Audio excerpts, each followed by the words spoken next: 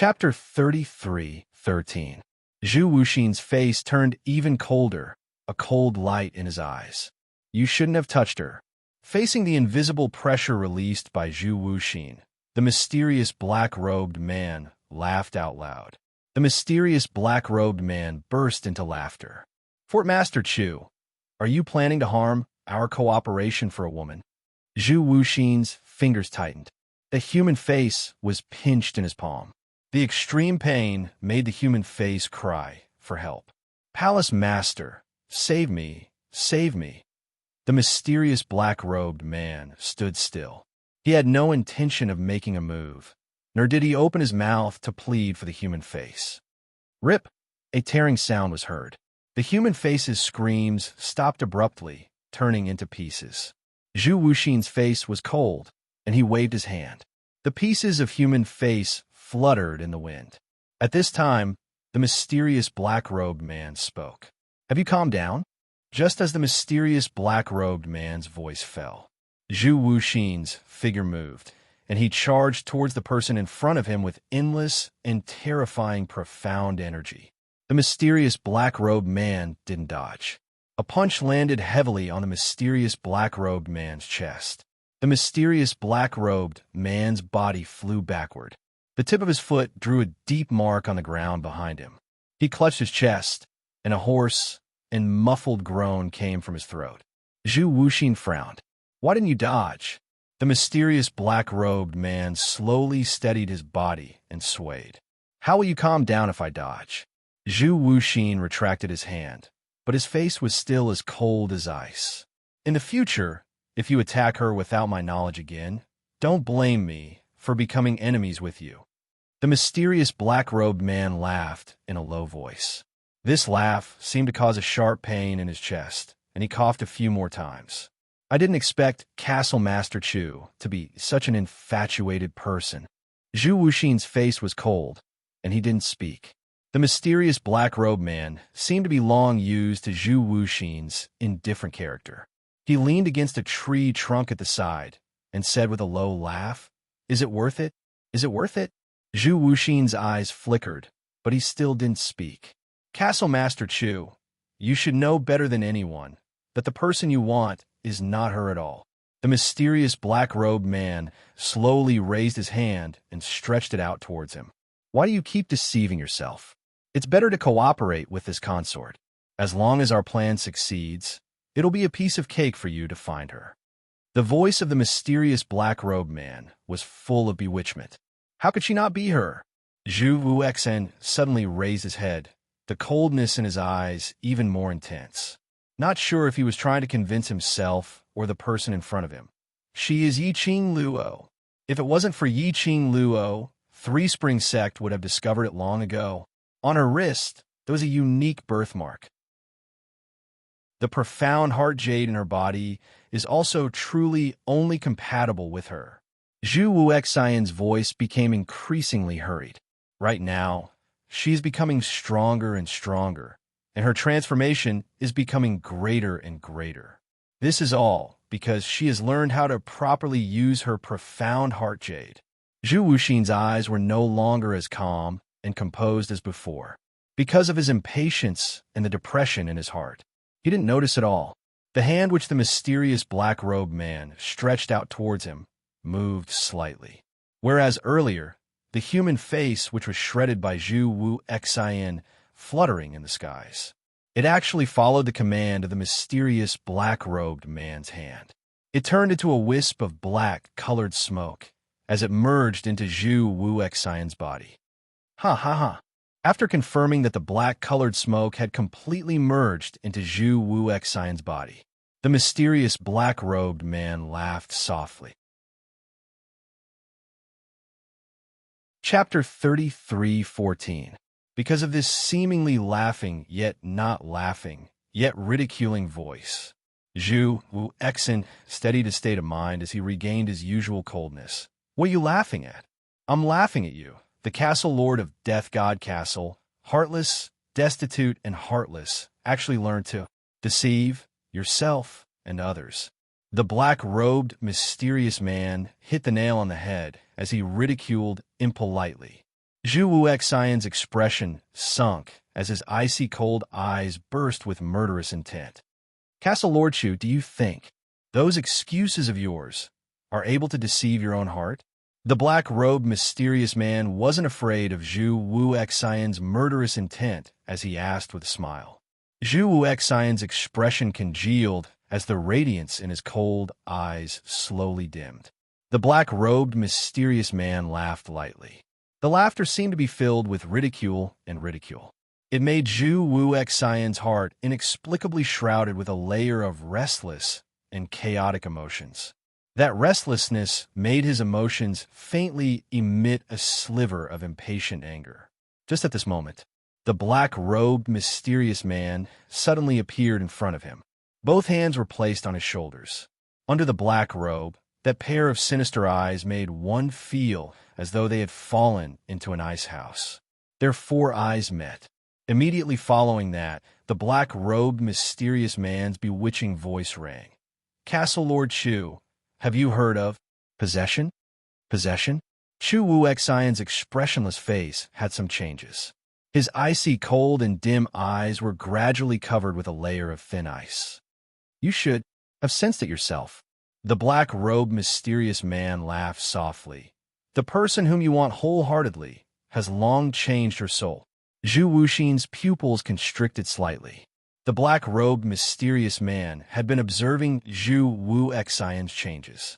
Following that, according to the changes in Zhu Wuxian's expression, he used a different tone as he continued bewitchingly. The soul in that body is not the person who had once pledged eternal love with you. The soul in that body now is the person who had seized the real Yi Qing Luo's body. She is your enemy.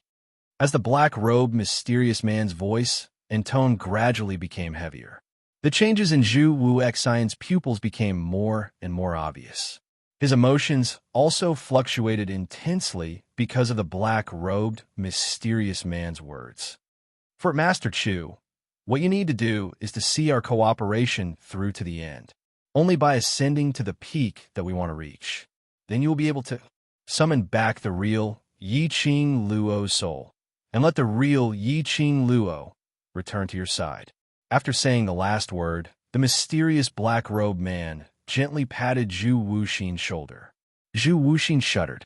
That pair of emotionless eyes faintly revealed a trace of deep darkness. From the perspective of the mysterious black-robed man, I can see it clearly. As his bewitchment deepened, the black smoke slowly seeping out of Zhu Wuxian's head became more and more obvious. The mysterious black-robed man's thin and cold lips gently curled up. His sinister and treacherous eyes were filled with a complacent smile. End of recollection. Indeed, it was just as Zhu Wuxian had thought. The pills which Yi Qing Luo refined were all top-grade pills. After taking it, the effects were quickly seen. The pain in his injured internal organs also gradually subsided. His breathing had also become much smoother. He opened his eyes, and his vision unknowingly shifted onto Yi Qing Luo. Looking at the young lady with her eyes shut, with a serious and strict expression. In his mind, the black-robed, mysterious man's words surfaced once again. Is he going to take over my body? The soul in this body had already changed into another soul. It was the current soul. Had it seized the Yi Qing Luo, which belonged to him?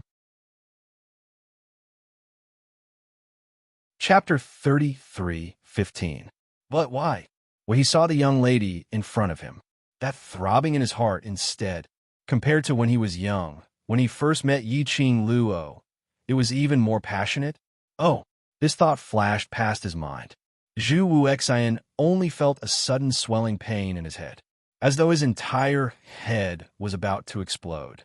That labor pain, even he who was long used to any kind of pain, couldn't help but groan. The pain was so distraught that he didn't have any other thoughts to think about his feelings towards Yi Qing Luo. At this moment, the young lady who had her eyes shut tightly and was concentrating on her advancement suddenly shuddered.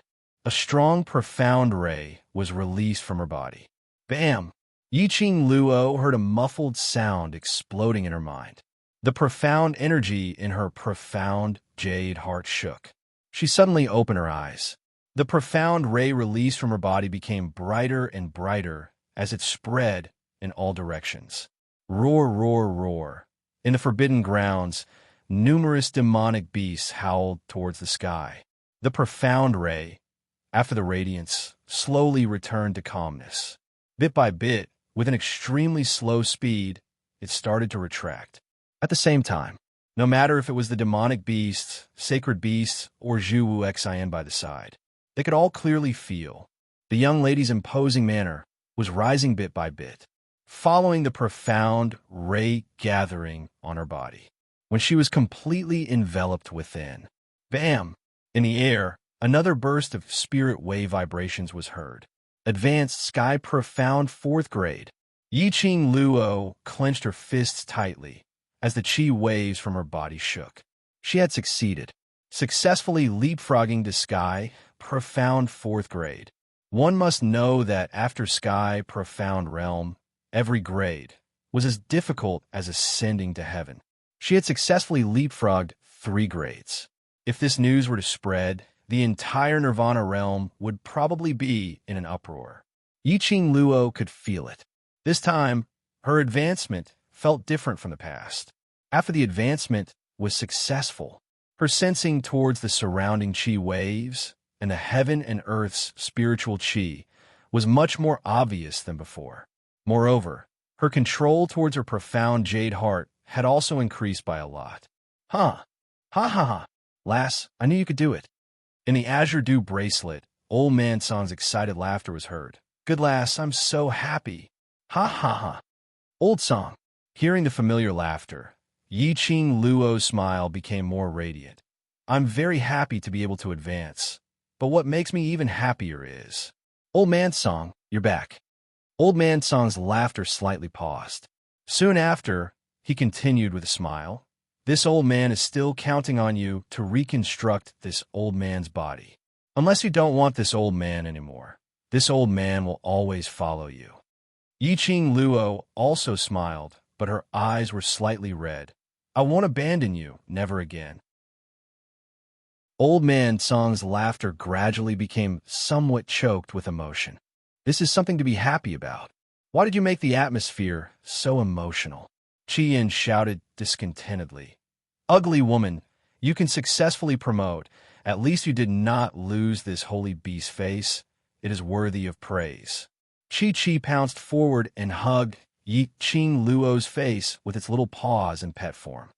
Master is the best. The addition of the 2 battle pets eased the tension. Yiqing Luo touched the 2 little companions' heads and immediately carried Chi as she walked towards Zhu Wu Xian. Are you all right? Zhu Wuxin was still staring at her in a daze. His usually cold and aloof eyes were a little empty, until Yiqing Luo's finger waved in front of Zhu Wu Xian's eyes. Chapter 33:16. In his hand, her skin was soft and fragrant. The familiar fragrance made Zhu Wu Xian relax his strength immediately. But the hand which was holding her wrist didn't loosen up. Yiqing Luo shrank back. Zhu Wu Xian tightened his grip slightly as his cold eyes met hers. I don't understand your medicine. I've only taken 1 pill in this bottle, and it still hurts. Help me take a look. Calm tone, calm expression. But why did the words he said sound like? Acting coquettishly? Yiqing Luo took a look at the bottle, which Zhu Wu Xian's other hand was holding. That was a pain-killing pill, although it had some effect on treating internal injuries. But the main effect was to stop the pain. Yiqing Luo took a look at the scattered medicine bottles by his leg. Let go of me first. I'll apply the medicine for you. Let go, I'll hurt. Zhu Wu Xian said without any change in expression. Yiqing Luo, he had already taken the pain-killing pill. What was there to hurt? Using this as an excuse, wasn't he afraid that his aloof male god image would collapse? Recalling the time in South Tide Continent, Zhu Wu Xian used his own face to invade his arm as an excuse. All kinds of acting coquettishly. All right, his persona had long since collapsed. But now it felt that it had collapsed even more. Previously, even if Zhu Wu Xian said sweet words and did romantic things, that still retained his cold and aloof nobility. But for some reason now, she felt that Zhu Wu Xan had become more gentle. Like, as though he had suddenly thought through something and was ready to go all out. Go all out? This feeling made Yi Qing Luo feel uneasy when she faced Zhu Wu Xian. Gratitude was gratitude, but she didn't love Zhu Wu Xian. Nor could she give Zhu Wu Xian any hope. Facing such a Zhu Wu Xian, as compared to the past, the pressure was even greater. She exerted force and retracted her hand. The expression on her face was very indifferent and serious. Zhu Wu Xian, I can't be bothered to repeat the unnecessary words since you won't listen to it. She stood up and stared at Zhu Wu Xian's pale and stern face. If you're willing to treat your injuries, I'll do it for you now. If not, we'll leave the forbidden grounds now. Zhu Wu Xian raised his head slightly as his icy cold eyes gazed deeply at her face. While listening to her mouth, saying those serious and earnest words, the light in his cold eyes dimmed little by little. In the end, his eyes were like stagnant water. Yi Qing Luo's heart jolted. Zhu Wuxin's current appearance could indeed make one feel a sense of guilt in one's heart. It was as if it was because of her words. Zhu Wuxin lost all his life force. That's right, it was vitality. It was as if all the auras in the area had suddenly gone dark and faded away. This feeling made Yi Qing Luo's slender brows creased even tighter. She shouldn't waver, no matter how much guilt and gratitude he felt towards Zhu Wuxin, because this man was too stubborn. His obsession was already deeply rooted in his bones. No matter how much she refused, Zhu Wuxin probably wouldn't listen at all. I don't love him, no matter how much concern and obedience. To him, they were all cruel. She could only use her own actions to show her attitude. Yi Qing Luo took a deep breath, turned around, and said to the few battle pets, "Go pick the gold magnetic spirit grass first." The few battle pets raised their tails and blinked their eyes as they looked behind Yi Qing Luo. Yi Qing Luo spoke calmly. If he's not willing to cooperate with the treatment of his internal injury, then don't bother about him. Saying that, she had already walked towards the direction of the gold magnetic spirit grass. The few battle pets looked at each other in dismay for a moment. Chapter 33:17.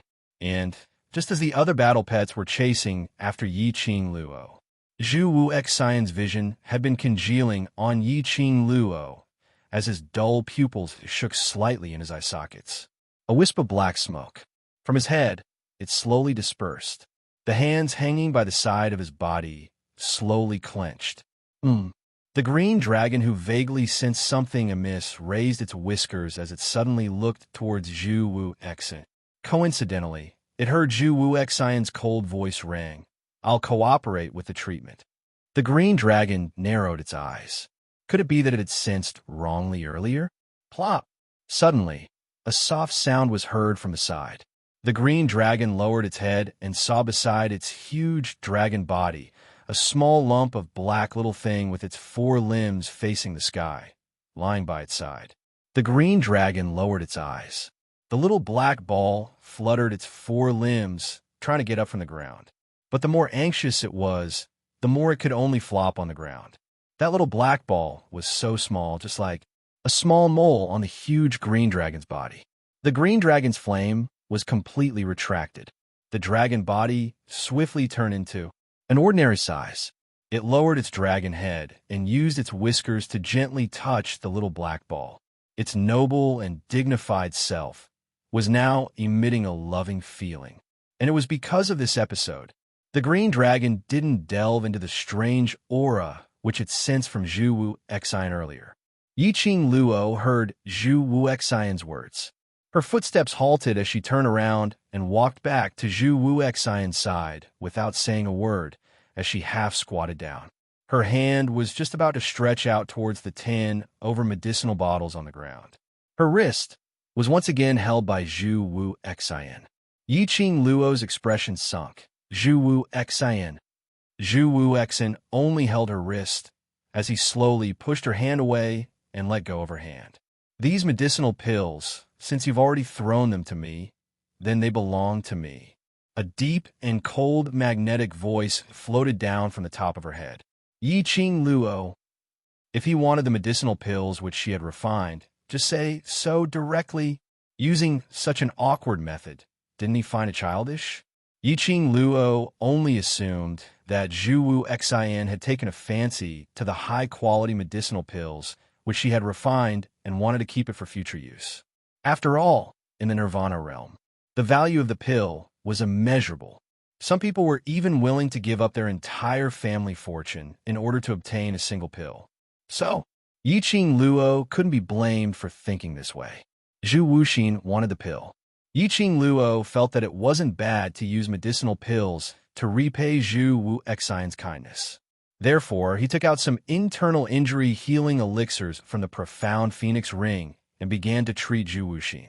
This time, Zhu Wuxin was very quiet. Even Yi Qing Luo had touched his wound. His expression didn't change at all. Even his eyelashes did not tremble. He just quietly stared at the scattered medicine bottles at his feet. No one knew what he was thinking. After a moment of silence, there were many small wounds on Zhu Wuxin's body. For some injuries, even if painkillers were swallowed, they would still hurt when the medicine was applied. But Yi Qing Luo didn't even hear the change in Zhu Wu Xian's breathing. This man, don't tell me they're like the undead puppets and have no senses? Yi Qing Luo was bandaging his wound as she raised her eyes.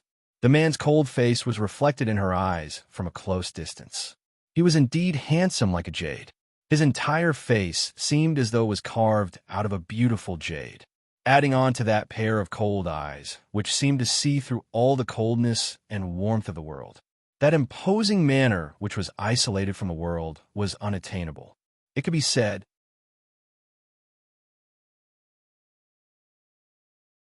Chapter 33:18. Such a good-looking man. Why couldn't he get over it, to insist on being obsessed with her? To tell the truth, as long as he slightly retracted that icy cold aura. What warmth did he not have? Perhaps it was because Yi Qing Luo's gaze was too scorching. The man raised his head, and his icy cold eyes coincidentally met with her charming eyes. His thin lips moved slightly as his cold voice carried a tinge of iciness. Why? Finally realized that this face of mine is more attractive than him? Yi Qing Luo, who was caught sneaking a peek, didn't dare to show any expression. Instead, she openly stared at him directly. The man's lips curled as the exquisite cold lines on his face became gentler. If you want to look, I can let you look for a lifetime. Yi Qing Luo. This fellow, when did he learn the tactic of seducing a man?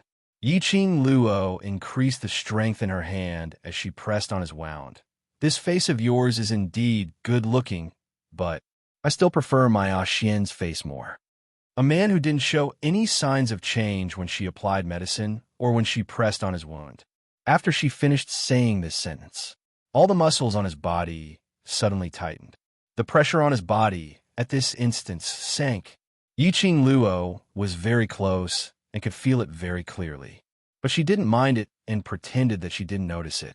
Unknowingly displaying their affection. This was also the way to make Zhu Wu Xian give up. She continued to apply medicine. He remained silent. The atmosphere became even more treacherous than before. The other few companions had long shrunk to one side, avoiding this kind of atmosphere. Yi Qing Luo increased her speed. Very quickly, she tied the last piece of bandage. Following that, she took half a step back. If you have any questions to ask me, just ask. Zhu Wu Xian was the first to break the silence. As long as it's something you ask, I will answer it. Yi Qing Luo. He thought that she kept staring at him because she was hesitating if she should carry out a series of questions and answers. Although, when she saw Zhu Wu Xian appearing in the Forbidden Grounds, she indeed had questions to ask. Later on, she heard the conversation between him and Feng Ling. The questions she wanted to ask were even more, but she wanted to ask didn't mean that she would really ask.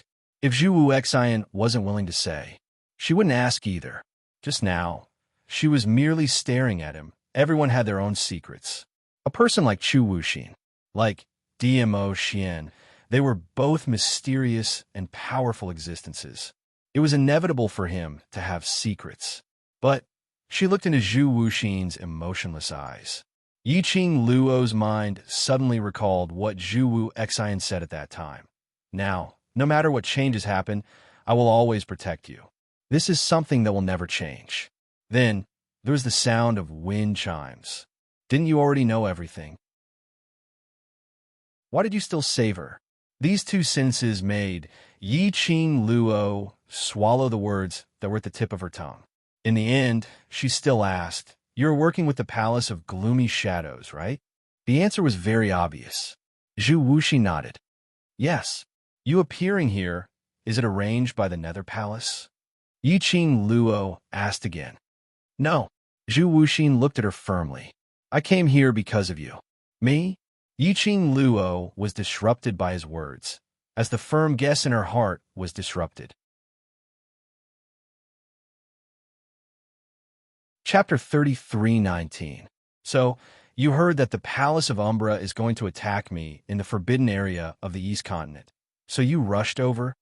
Yiqing Luo pursed her lips slightly as she continued. This piece of forbidden grounds, because of the sealing of the Azure Dragon's energy. It's impossible for humans to get close to this place.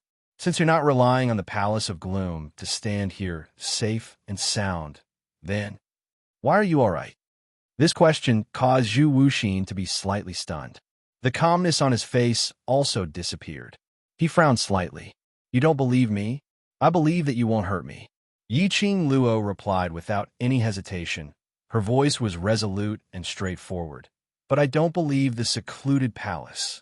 You don't want me to cooperate with the Palace of Gloomy Darkness, right?" Zhu Wuxin lowered his eyes, his gaze a little gloomy. He brought up the topic of his identity. Yiqing Luo knew that he didn't want to say it. She didn't pursue the matter. Instead, he followed Zhu Wuxin's words and replied, "I hope that it won't affect your cooperation with the Palace of Darkness," before he could finish. Zhu Wuxin hurriedly interrupted her. "As long as you do not wish for it, I will not cooperate."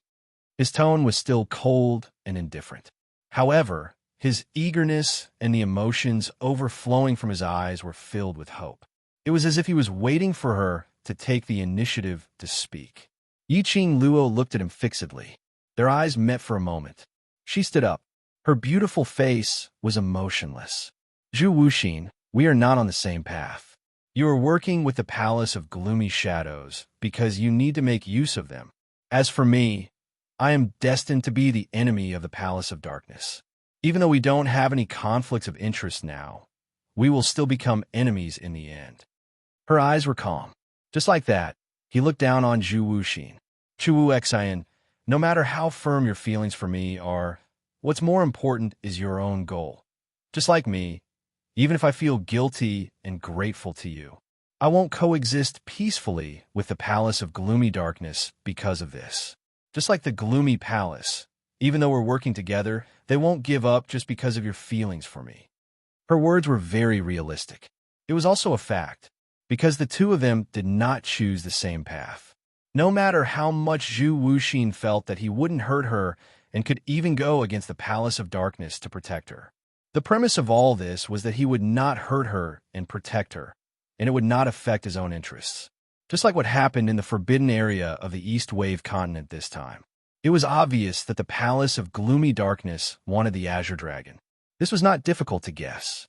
After all, when the Vermilion Bird was about to awaken, the Dark Forces had spent a lot of manpower and resources to obtain the Vermilion Bird. He had almost taken control of Vermilion Bird. Now, the White Tiger, the Vermilion Bird, and half of the Black Tortoise's soul were in her hands. Be it because the Azure Dragon was the head of the 4 great divine beasts, it was the strongest.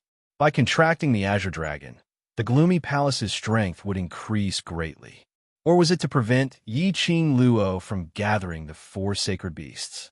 The Darkness Palace would definitely be eyeing Azure Dragon. But now, the Azure Dragon still fell in her hands. The interests of the Palace of Gloomy Darkness were severely damaged. However, to Zhu Wuxin, there were no benefits involved. That was why he could appear in the forbidden area unscrupulously and stand in front of her to protect her. Their positions were different. Their way of living was different. She had no rights to persuade Zhu Wuxin not to work together with the Palace of Gloomy Darkness. Chapter 33:20. Yi Qing Luo. Zhu Wuxian's expression turned increasingly complicated and gloomy. His icy cold eyes shone with a chilly glint which made one's heart tremble. Yi Qing Luo noticed the coldness emitting from Zhu Wuxian. She didn't bother about it. She just bent down and stretched out her hand to help him up. Following that, she beckoned Chi over and turned it into an ordinary tiger beast as she helped Zhu Wuxian up. Yi Qing Luo said, "Let's leave the forbidden grounds first." Zhu Wuxian stared at her back view as he pursed his lips into a straight line. Yi Qing Luo's words made him want to retort, but he didn't know how to. Indeed, their standpoints were different. The path they chose was different. The way they lived was also different. He was able to disrupt the Nether Palace for Yi Qing Luo because of her plans and missions. Just because of the Nether Palace, it was impossible to cancel the collaboration with him.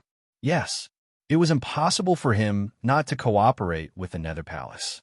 But if Yi Qing Luo asked him personally, he would indeed agree. But he would still use another method to make use of the Nether Palace's power to achieve his goal. The destination was different. The journey was different. Yi Qing Luo might not be considered as white, but she was definitely not black. And he was completely black. His life was completely black. His future was also completely black. Zhu Wuxian shut his eyes forcefully as he allowed Yi Qing Luo to help him onto Chi-Chi's back. Chi-Chi followed behind Yi Qing Luo. The tiger beast's feet stepped on the ground as it rubbed against the leaves. It blended with the sound of the young lady's light footsteps. Vaguely, Zhu Wuxian could smell the young lady's fragrance following the breeze.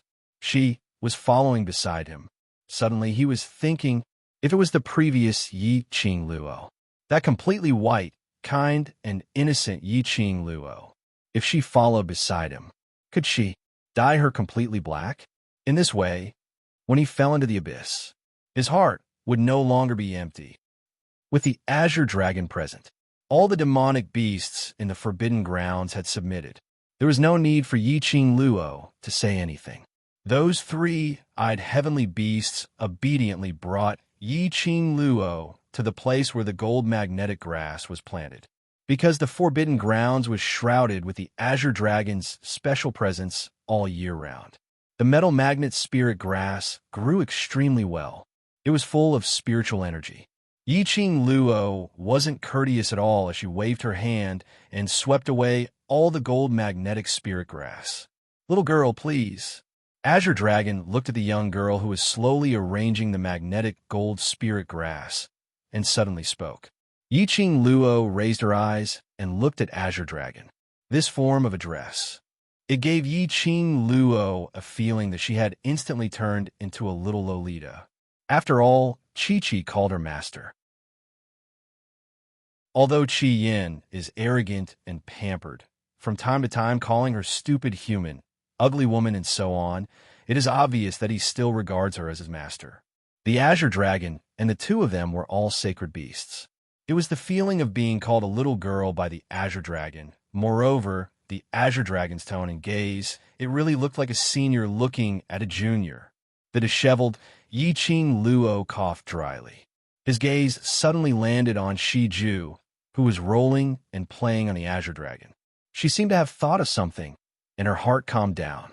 The expression on her face also became calm again. "You seem to be in a hurry to leave this place. Is there something urgent?" The Azure Dragon did not seem to notice the change in her emotions and asked directly.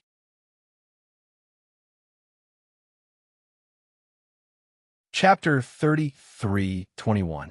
Lover. Azure Dragon, who was caught off guard and stuffed with a mouthful of dog food, flashed past his eyes as a trace of longing flashed past his eyes.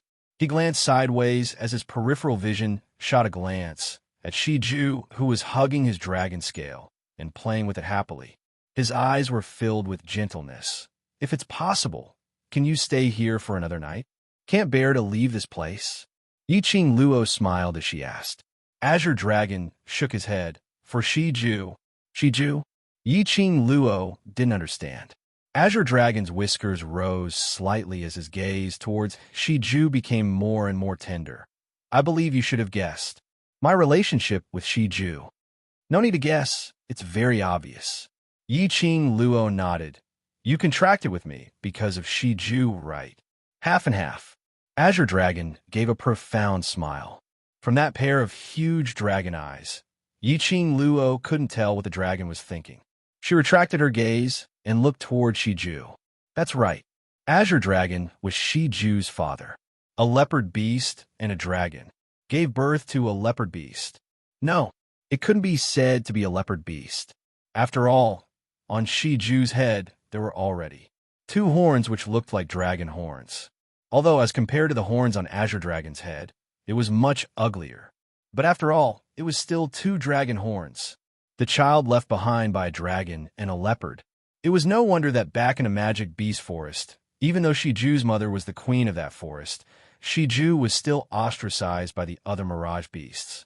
Just because Shiju's body wasn't pure leopard beast blood. If those mirage beasts knew, in Shiju's body, not only was there leopard beast blood, there was also dragon clan blood. Those mirage beasts, would they crazily lick Shiju? After all, dragon was the most noble beast in the beast clan. Cough, cough, cough. She had one more question. Her little Shiju, was it a dragon or a leopard? Last Luo, can I invite you? Seeing Yiqing Luo not speaking for a long time, Azure Dragon opened his mouth to ask again. Yiqing Luo regained her senses. What do you want to do for Shiju? I don't know how long I've been sealed here for, but this place is filled with my presence. The Azure Dragon used its tail to gently roll up Shiju's small body. Sending Shiju into Yiqing Luo's arms, he continued, Shiju's body has my dragon clan's blood, and after it stepped into this forbidden grounds which sealed me, it activated the dragon clan's blood in its body. It glanced at the 2 black hard objects protruding from Shiju's head. As a result, Shiju grew dragon horns even before it was promoted to a mid-high rank mirage beast. This was indeed a dragon's horn. Yiqing Luo stretched out her hand and carefully touched the hard object on Shiju's head. When this thing came out, Shiju almost smashed his own head.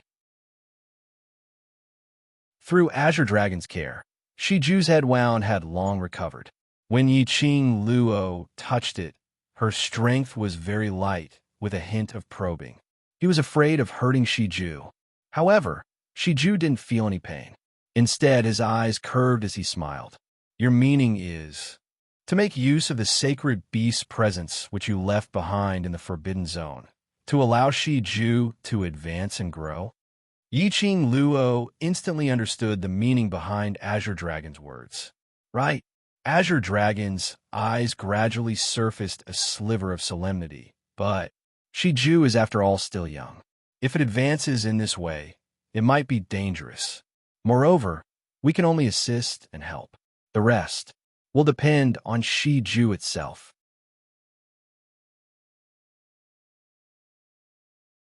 Chapter 33:22. Although Shiju was still a cub, but after all, it had its own consciousness. This kind of choice was naturally left to it to decide. If it wanted to maintain its current state, progressing step by step, she would also agree to it. Shiju raised its little head as its dark brown eyes sparkled with sparkling radiance, giving out a low sound. Its head rubbed against Yiqing Luo's palm. This was Shiju's answer. Yiqing Luo and Shiju signed a contract. Naturally, it could understand Shiju's words. As for the others, they were all little war pets, so naturally they could understand beast language. Shiju said, I want to become stronger. Yiqing Luo laughed lightly as her 5 fingers rubbed its little head. Why does Shiju want to become stronger? Shiju gave a low growl. Shiju replied, because Mother said, as long as I become strong enough, Mother will meet me. Following that, it gave a low growl.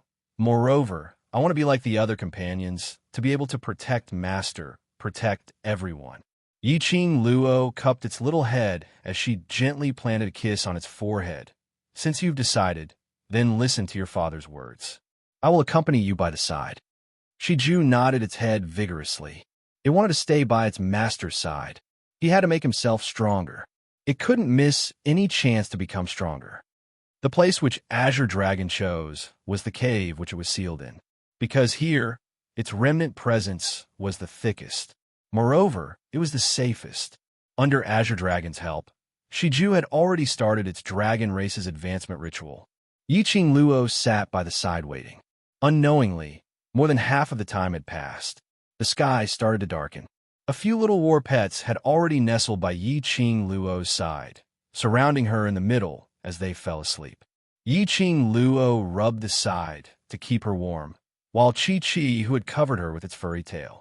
Her peripheral vision coincidentally saw Zhu Wu Xian, who was resting with his eyes closed. Even if he was resting with his eyes closed, his entire body was emitting a chilly aura. This man, just like his name, as though like a heartless person, but when facing her, his gentleness and change, she could feel it. From Zhu Wu Xian's change to those words which he said previously, there was also wind chimes. Zhu Wu Xian should already be very clear. The Yiqing Luo who had once given him his first warmth no longer existed. She was not the person he was looking for. But why? He has no intention of giving up. Lass, don't tell me. You want to fall in love with someone else? Old Man Song's mocking voice suddenly rang in his mind. Hearing Old Man Song's voice, Yiqing Luo's eyelashes trembled. Then he pressed his hand on his wrist and closed his eyes. His divine sense entered the azure dew bracelet. She didn't notice. In the instant that her divine sense entered the azure dew bracelet, the man who was resting with his eyes closed slowly opened his ice-cold eyes. His vision was fixed on Yiqing Luo. In this dark cave, the dim light in his eyes flickered, but it was not real. Within the azure dew bracelet, Yiqing Luo's divine sense had just appeared in the azure dew bracelet when it pounced towards Old Man Song's direction. Old Man Song, I miss you so much. Yiqing Luo hugged Old Man Song's spiritual body, although she couldn't feel his temperature, but to be able to see him appearing in the azure dew bracelet, she felt satisfied. Chapter 33:23. In front of her elders, Yiqing Luo rarely revealed a little girl's coquettish pout. She stuck out her tongue and smiled at the old man. I was wrong, I won't do it again, she was smiling. Her voice was full of laughter. Her eyes were a little red. It wasn't hard to hear. Her tone was serious as the oath. If it happens again, even if the great Luo immortal comes, I'm afraid I won't be able to stay by your side anymore. Old Man Song smiled lightly, raised his hand and placed it on Yiqing Luo's head. But this time, it can be considered as a blessing in disguise. Yiqing Luo was still muttering blessing in disguise these 4 words. Suddenly, she felt a warm and comforting palm covering her head. The temperature of that palm made Yiqing Luo startled.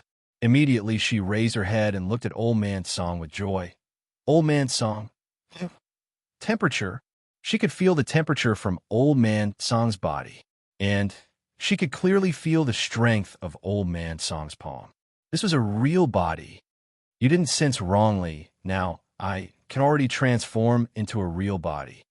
Old Man Song embraced her delicate body and pulled her into his embrace. It wasn't like before when she threw herself at Old Man Song, that kind of air, without any substance. But it was real, being embraced by Old Man Song into his not considered thick but extremely safe embrace. She could even smell the pure and clean aura on Old Man Song's body that was like pure white snow. In this period of time, because of the evolution of the Azure Dew bracelet, I've sunk into a deep slumber. Old Man Song smiled and stroked her head. Originally, I still had to sleep for a period of time, but it just so happened that because you and the Azure Dragon signed a contract, the Azure Dragon's dragon breath and formidable strength woke me up.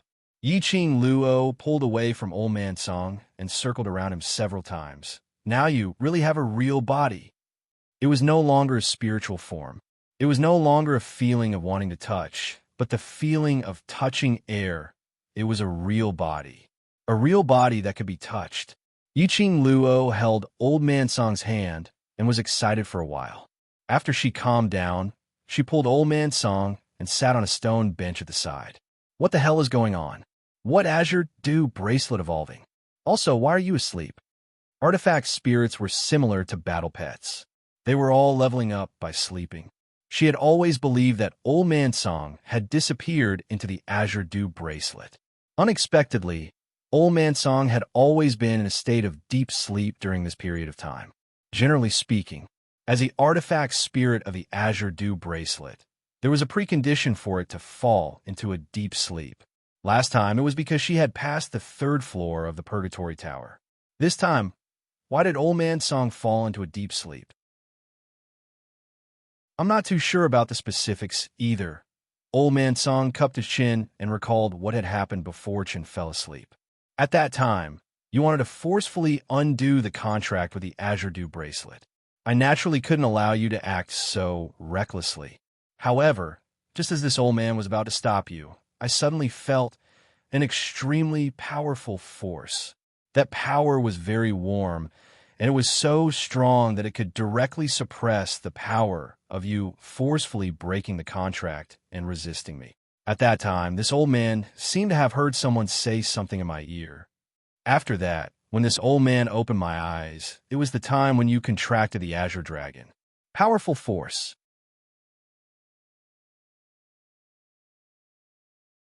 Chapter 33:24. And what did that person say to Old Man Song? Who could that person be?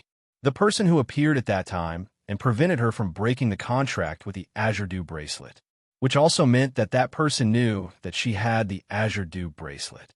Why would he help her? But from Old Man Song's description and the fact that Old Man Song had returned to her side and condensed a physical body, for that mysterious person, she was still grateful. Luckily, there was that mysterious person.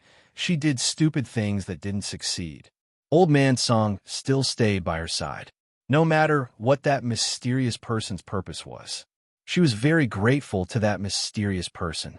If there's a chance, I must thank that mysterious person in person for letting you come back. Yi-Ching Luo raised a big smile and once again stretched out her hands and hugged Old Man Song. She truly felt the warmth of Old Man Song. It made her feel like she was dreaming. There will be a chance. At that time, although my consciousness was already very fuzzy, but I could be sure that that mysterious person must be waiting for you. Old Man Song chuckled as he caressed Yi-Ching Luo's head. She nested in the Azure Dew bracelet for a while, until Old Man Song sensed that someone was calling her from the outside. She then left the Azure Dew bracelet. Yi-Ching Luo's mood was very happy. Not only did Old Man Song return to her side, he could also condense a physical body. And he could also walk out of the Azure Dew bracelet with a physical body. Only, it was still the same as before when he was a spirit body. He couldn't leave her within 100 steps. However, he could appear in a physical body. This was already a huge improvement. In the future, when she became stronger, she would definitely be able to reconstruct Old Man Song's physical body. When Yi-Ching Luo opened her eyes, she met with several furry little faces in front of her. There was even a faint smile at the corner of her mouth because of the joy. After seeing the few little friends in front of her, Yi-Ching Luo hugged Chi-Chi's little head. What's wrong? Ugly woman. Are you a pig? Sleeping so dead. No matter how I call you, you won't wake up? Chi Yan ridiculed. Yi-Ching Luo's other hand hooked Chi Yan's long neck and pressed its small body into her arms. Then, she gently looked at Chi-Chi. Did I sleep for a long time? What time is it? It's the time. Chi-Chi obediently rubbed against Yi-Ching Luo's palm. If you continue to sleep, Master and that damn fatty's bet will be lost. Yi-Ching Luo immediately stood up. She had actually stayed in the Azure Dew bracelet for quite a few hours. She pressed her aching brows and glanced sideways at Shi Ju's direction. However, there was nothing there. Even the Azure Dragon was nowhere to be seen. Yiqing Luo was stunned. Where's Shiju and Azure Dragon? Shiju it. Chi licked her lips hesitantly. Qing Long, this hemming and hawing look made Yiqing Luo's joyful mood suddenly sunk. What's the matter? What happened to Shiju and Qing Long? Master, don't be anxious, Shiju is fine. Chi heard the urgency in Yiqing Luo's tone and hurriedly pacified her. But how should I put it? Perhaps Shiju is the offspring of a leopard-type mirage beast and the sacred beast Azure Dragon. It's a little special. What kind of special method?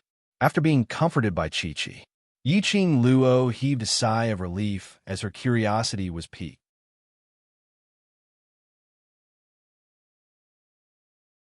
Chapter 33:25. Yiqing Luo raised her hand as she calmly pressed Qi Yan's head into her arms. After that, she looked smilingly at Chi.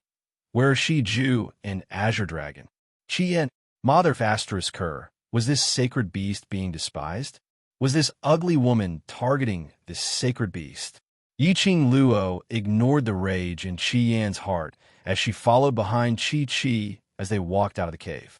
When she passed by Zhu Wuxian, her footsteps paused slightly as she glanced sideways at him. Her vision swiftly swept past his face.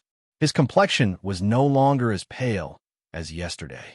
His thin lips also had some color of blood. It showed that the injuries in his body should have almost recovered. She was assured, "You rest here for a while. I'll go take a look at Shiju, and we'll leave this place later." Leave this place? Zhu Wuxian muttered these 4 words as his lowered eyelids flashed past a chilly intent. Yiqing Luo didn't hear his murmur clearly as her slender brows rose slightly as she gave out a puzzled syllable, He suddenly raised his head. That pair of deep and cold eyes stared straight into hers. His eyes overflowed with seriousness, making her unable to shift her gaze away momentarily. His cold, thin lips moved slightly. "He's waiting for you outside?" That he was referring to the emotion. Yiqing Luo was stunned as her gaze turned serious and firm as she nodded. "Yes." Zhu Wuxian's thin lips pursed tightly.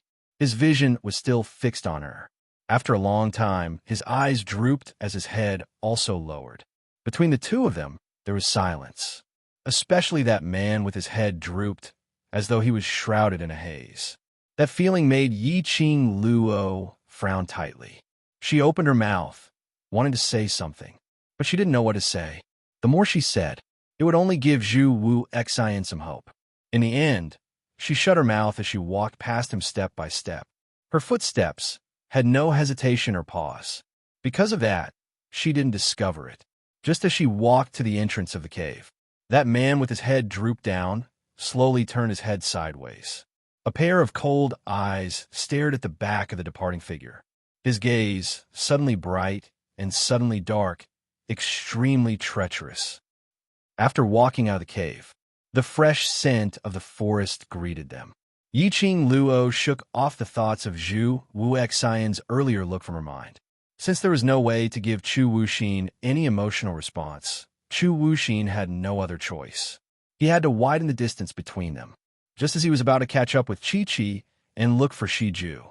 Suddenly, the sky darkened.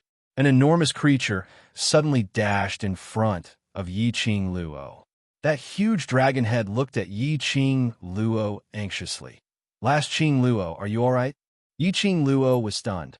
"I'm fine, what's the matter?" The Azure Dragon moved closer to the dragon's head and looked at her body for a while. After confirming that she was indeed fine, he heaved a sigh of relief. "It's good that you're fine. Just now, I sense an extremely strong dark energy here.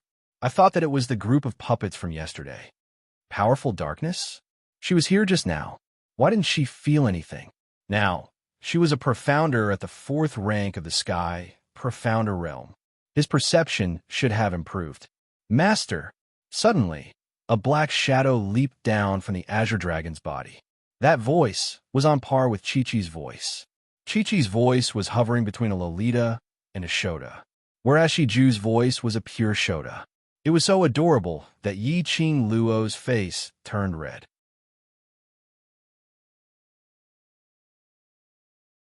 Chapter 33:26. Qian took the opportunity to get out of her grip, fluttered his wings, and quickly escaped from Yi Qing Luo. Shiju, you can speak now. Yi Qing Luo was about to gently stroke Shiju's furry little head. But when he looked down, he saw the little thing in his arms. Yi Qing Luo was dumbfounded once again. In his bosom was a little black ball. It was indeed a little black ball. However, when he held it in his arms, the furry sensation had already turned into incomparably hard scales. That's right, scales. Can you imagine a leopard with the appearance of small leopard, but covered in dragon scales? Not only that, those two dragon horns on Shiju's head also revealed the embryonic form of dragon horns, although it was still a pitch-black mass. But at least it had a shape. Yi Qing Luo finally understood. Why was Chi-Chi so hesitant when she mentioned Shiju? After all, it was her little battle pet. Chi-Chi was still very clear about it. She preferred cute, furry little things. It wasn't that Shiju wasn't cute now. Instead, this appearance was really a little strange. Mistress, Shiju tilted its head, and its bright brown eyes were filled with grievance as it looked at Yi Qing Luo's startled expression. Mistress doesn't like me anymore? Yi Qing Luo hugged it tightly. Cough. How can I not like Shiju? I'm just a little shocked. Shiju's eyes suddenly lit up, rubbing her little head against Yi Qing Luo's bosom. I knew Master wouldn't hate me. Big Brother Scarlet Flame only knows how to scare me. Saying that, it raised its head and stared at Yi Qing Luo seriously. Master, I'm only in the evolution stage now. When I'm through the evolution phase, I'll return to my furry self. Yi Qing Luo tapped its little forehead. No matter what Shiju turns into, I like it.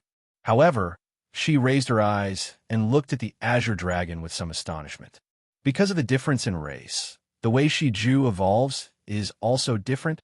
Generally speaking, like Chi-Chi and Chi-Yin, if they wanted to evolve, they would do so in a deep sleep. Why was it Shiju's turn? It was just that its outer appearance had the symbol of the dragon clan. The azure dragon looked at Shiju lovingly. It should be because the dragon race is different from the leopard race. That loving look made Yi Qing Luo unable to bear it as she hugged Shiju in her arms. He could tell. Azure Dragon truly loved his son. Suddenly, she thought of something. Are you going to the magical beast forest to look for Shiju's mother? The emotions in Azure Dragon's eyes fluctuated greatly. But soon, everything returned to normal. Its dragon whiskers drooped, and the light in the depths of its eyes dimmed a little. For now, I won't go, but Yi Qing Luo didn't know much about the past between the green dragon and the mother beast, so she wasn't in a good position to make any suggestions. All right, as long as you think it through. The azure dragon raised his head and looked towards the sky. He laughed softly. He handed Shiju to you, hoping that you can help Shiju become stronger. This is his hope, so I will accompany Shiju and you, waiting for the day she appears on her own accord interracial love. The hardships and feelings involved. Yi Qing Luo couldn't empathize with it. Her lips curled upwards slightly as she nodded her head vigorously. Yes, no matter if it's Shiju or you will not let it down. The agreed time with Hao Nanren was approaching. Yi Qing Luo asked the war pets to prepare and return to the cave, intending to ask Chu Wuxin to leave together. But after entering the cave,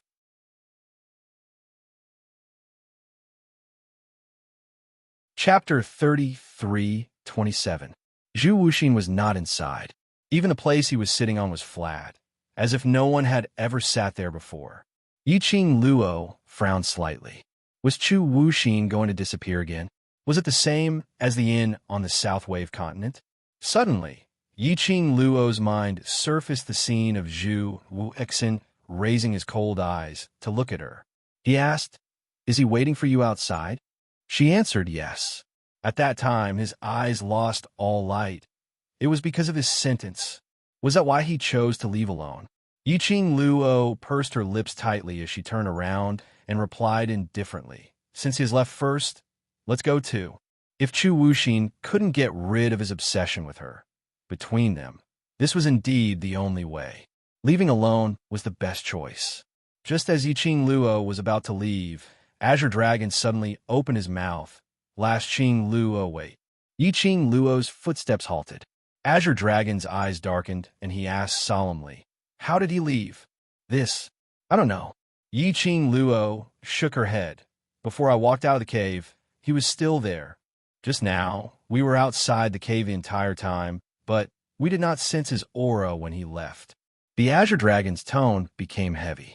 Yiqing Luo was stunned. Indeed, they were at the entrance of this cave just now. Nor did he leave. She did not see Zhu Wuxin come out. But now, Zhu Wuxin wasn't here. How on earth did he leave? Or perhaps, just how powerful was he? Even the Azure Dragon could not sense his aura. All right, since he has already left, there's no point in delving into this matter. Seeing Yiqing Luo keeping silent, Azure Dragon sighed. "You should rejoice that you and him are not enemies, otherwise it will be difficult to deal with him." Yiqing Luo's vision shot towards the direction where Zhu Wuxin was sitting earlier. That was right if it was an enemy. Chu Wuxin was definitely even more difficult to deal with in the Palace of Gloomy Darkness. Should she rejoice that Zhu Wuxin was obsessed with her? Actually, her selfish hope. Being able to get along with Zhu Wuxin was like getting along with Long Yunzhan, Qiao Jin, and the other brothers. However, he could only think about it. Just like that, a man and a group of beasts arrived at the entrance of the forbidden area. Yiqing Luo was just about to keep the little companions into the pet space. Suddenly, the lush grass in the surroundings swayed. Following that, many normal-sized, three-eyed heavenly beasts emerged from the ground. The one in the lead was none other than Jiao Tutu's heaven-reaching beast. Little by little, more than 50 of them surrounded him from all directions. Yiqing Luo frowned and stood in front of her companions. "What do you want to do?" These three-eyed heaven-reaching beasts prostrated themselves on the ground in fear when the Azure Dragon appeared yesterday. Then he tucked his tail between his legs and left dejectedly. Now he actually came to look for trouble again. Were they not afraid of Azure Dragon? Roar! Jiao Tutu's Tongtian beast took a step forward and growled at her.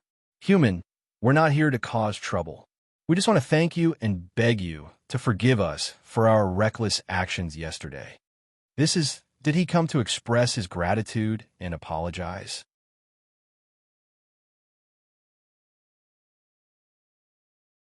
Chapter 33:28.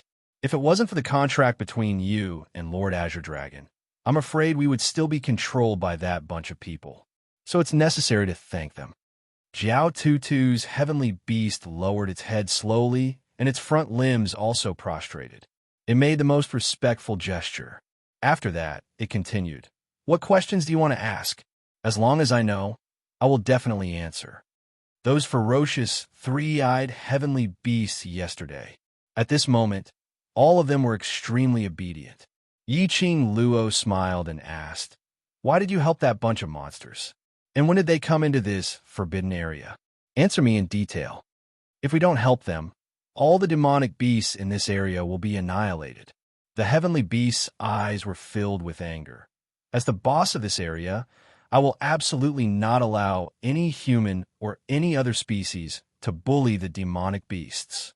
How cruel were the methods of the Palace of Darkness. Yiqing Luo was very clear about it. To be able to make the arrogant three-eyed heavenly beast, the strongest among the demonic beasts, so resentful and unreconciled, it must be some underhanded means that forced the three-eyed heavenly beast to provide help. As for when they came here, the heavenly beast thought for a moment. We are demonic beasts. Those beasts in the outside world cannot tolerate our existence. Of course, we don't have a good impression of those beasts and don't want to interact with them. So this area belongs to us demonic beasts. And because of Lord Azure Dragon suppression, humans can't step into this area, but just 3 days ago, a group of monsters who claimed to be from the Palace of Darkness broke in. Their bodies were filled with the aura of the dead, and their bodies were rotting. No matter how we attacked, those monsters could get up again. After they found the place where Lord Azure Dragon was sleeping, the 6 people you saw yesterday followed them here. After saying those words, the heaven-reaching beast added, "It is clear that their target is Lord Azure Dragon." Based on their conversation, it seems that they have a way to contract Lord Azure Dragon. Merely, the prerequisite for that is to prevent you from contacting Lord Azure Dragon. She was also aware of this point.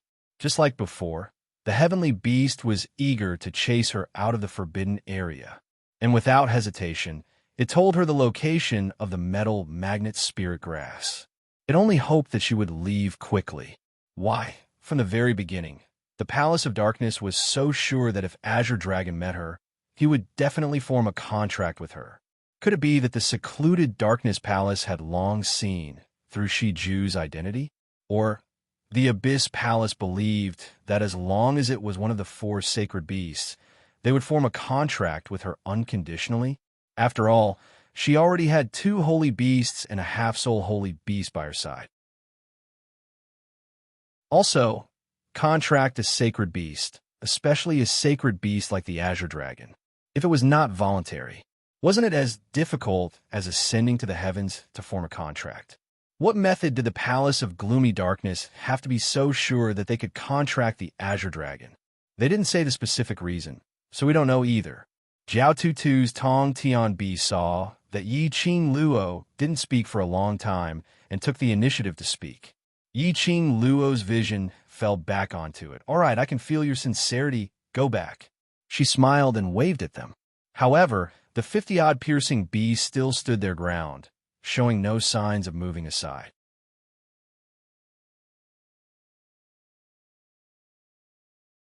Chapter 33:29. In order to express my thanks, I've selected 30 of the strongest heaven-reaching beasts among our heaven-reaching beasts as my thanks gift. Jiao Tutu's beast had just finished its sentence. The heaven-reaching beasts that were surrounding them moved to the front and formed a line in unison. I have this confidence that the strength of our heavenly beasts is much stronger than those so-called high-level mirage beasts outside. Jiao Tutu's sky-reaching beast looked at the 30 sky-reaching beasts that had stepped forward with pride in its eyes. Yi Qing Luo, giving away brothers without a word? 30 three-eyed heavenly beasts. Just like that? Chi-Chi said, "Master, quickly agree. Three-eyed heavenly beasts are the most powerful beasts among the demonic beasts. It's not a bad choice to let a group of demonic beasts be our servants." Chi-Yin agreed. Yi Qing Luo pursed her lips and looked at the beast. "You really want to give these 30 beasts to me?" Jiao Tutu's beast nodded. "I have considered it for a long time. This is the result of careful consideration. Of course, I am not giving them to you purely to repay your kindness. Most of the reason is to thank Lord Azure Dragon." The Azure Dragon who was named looked up at them. Jiao Tutu's heaven-reaching beast's eyes immediately lit up with excitement. While Lord Azure Dragon was asleep, he used his own power to protect this area. It's also because of Lord Azure Dragon's protection that our three-eyed heaven-reaching beast race has been able to flourish until now. The heavenly beast's attitude was very firm. Yi Qing Luo had no intention to decline. Most of the brothers in Devil class did not have their own battle pets. If they could let the heavenly beast contract with them or become their battle partners, it was a good choice. She pondered for a moment and said, "I can accept these 30 heavenly beasts, but I do not intend to keep them by my side." Jiao Tutu's heavenly beast was stunned. A trace of hesitation flashed in its eyes. Yi Qing Luo did not intend to hide her decision from the heavenly beast and continued, "I will arrange for them to be my brother's battle pets. Of course, I can promise you that these heavenly beasts will choose their own masters, and they can choose to contract or be companions by their side." When Jiao Tutu's heaven-reaching beast heard these words, the expression in its eyes relaxed a little. As long as they want to return here, they can. Yi Qing Luo smiled as she looked around at the 30 heavenly beasts. "If you agree, I will take you in."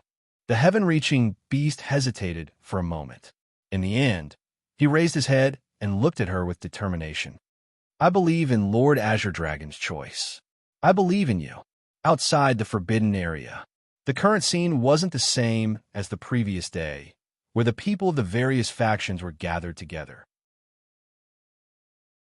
The faces of the dozens of people who stayed behind were pale and filled with anxiety and fear. At the very front of the entrance of the forbidden area, Hao Nanren couldn't hide the pride on his face. Yiqing Luo had only set a time limit of 48 hours. Now, 40 hours had passed.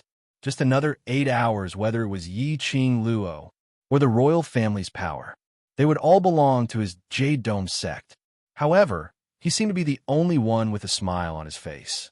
Suddenly, the sound of someone kneeling on the ground could be heard. Overlord, Overlord, Miss, you will be fine, I beg you. I beg you to help the East Continent first. Help the East Continent. The dozens of people who stayed behind looked over.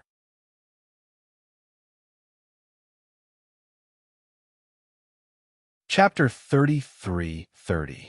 These 10 over people who stayed behind were the representatives of various powerhouses who stayed behind. The other powerhouses' cultivators had all rushed back to their own powerhouses. Because, just yesterday afternoon, a mysterious powerhouse attacked the East Continent. Previously, they had only heard of monsters that were invulnerable and impervious to fire and water, but now they had appeared on the Eastern Continent. They then realized, why did the South Continent fall in such a short period of time, almost being annihilated? Secluded Palace's attack was swift and sudden. Most of the powerhouse's cultivators were still gathered at the entrance of the Forbidden Grounds. Towards this sudden attack, they had yet to react in time. East Continent had already been invaded by more than half of their territories. East Continent Monarch was already mentally prepared, but he had not expected that Secluded Palace would choose this timing to attack the East Continent. He immediately stabilized the cultivators' emotions as he arranged for them to fight against the Secluded Palace in an orderly manner, at least till Yiqing Luo came out of the Forbidden Grounds. Most of the cultivators had some suspicions towards Yiqing Luo, placing all their hopes on a 15-year-old young lady. This was something which they could not accept. But now that things had come to this, they had no other choice. No matter if it was to hold on till Yiqing Luo came out of the Forbidden Grounds, or for their own territories, they had to rush up and fight against that bunch of monsters. Outside the Forbidden Grounds, every powerhouse's cultivators left 1 or 2 people behind to watch over the Forbidden Grounds while the rest returned to their own forces to fight. Secluded Palace's attack was extremely overbearing, as though they wanted to occupy the East Continent in the shortest amount of time possible. East Continent Monarch guessed. Possibly, Secluded Palace's people wanted to take advantage of Yiqing Luo's absence to occupy the East Continent. So that was why they were so overbearing. But East Continent Monarch's guess was nonsense to Hao Nanren. As one of the 4 major sects, the sect master of Jade Dome sect who was stationed in the East Continent, Hao Nanren had no intention to help Secluded Palace's attack at all. The entire Jade Dome sect was indifferent, as though they were hanging on high, whereas Hao Nanren was calculating the time in his heart. As long as it was more than 48 hours, he would be able to openly let the Death Warriors seal the entrance of the Forbidden Grounds, even if Yiqing Luo was still alive. He also wanted her to die in there. As for the East Wave Sovereign and the profound practitioners of the other forces, they had repeatedly persuaded him to arrange for people to stand guard here. As the sect master of the Jade Dome sect, he had no choice but to come out and fight. But Hao Nanren's arrogant attitude. He wanted all the people from the major forces to completely give up on him. It was a matter of life and death, and it was also a matter of the survival of the continent. Hao Nanren's actions made most people in the East Wave continent completely disappointed in the Jade Dome sect. Especially, it was at this moment. The East Wave monarch knelt down in the direction of Dmo Xian and said those words. This caused the profound practitioners that had stayed behind to be extremely shocked. Dizun? It was a masked man dressed in purple. Was it Dizun? Had they heard wrongly, or had the East Wave sovereign spoken wrongly? However, a glimmer of hope gradually rose in their hearts.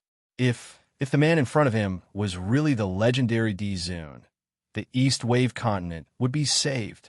However, such a hope had yet to take shape in the hearts of the crowd. The elegant man slowly turned to look at the East Wave sovereign, who was kneeling on the ground. He was clearly wearing a mask, but everyone could clearly feel it.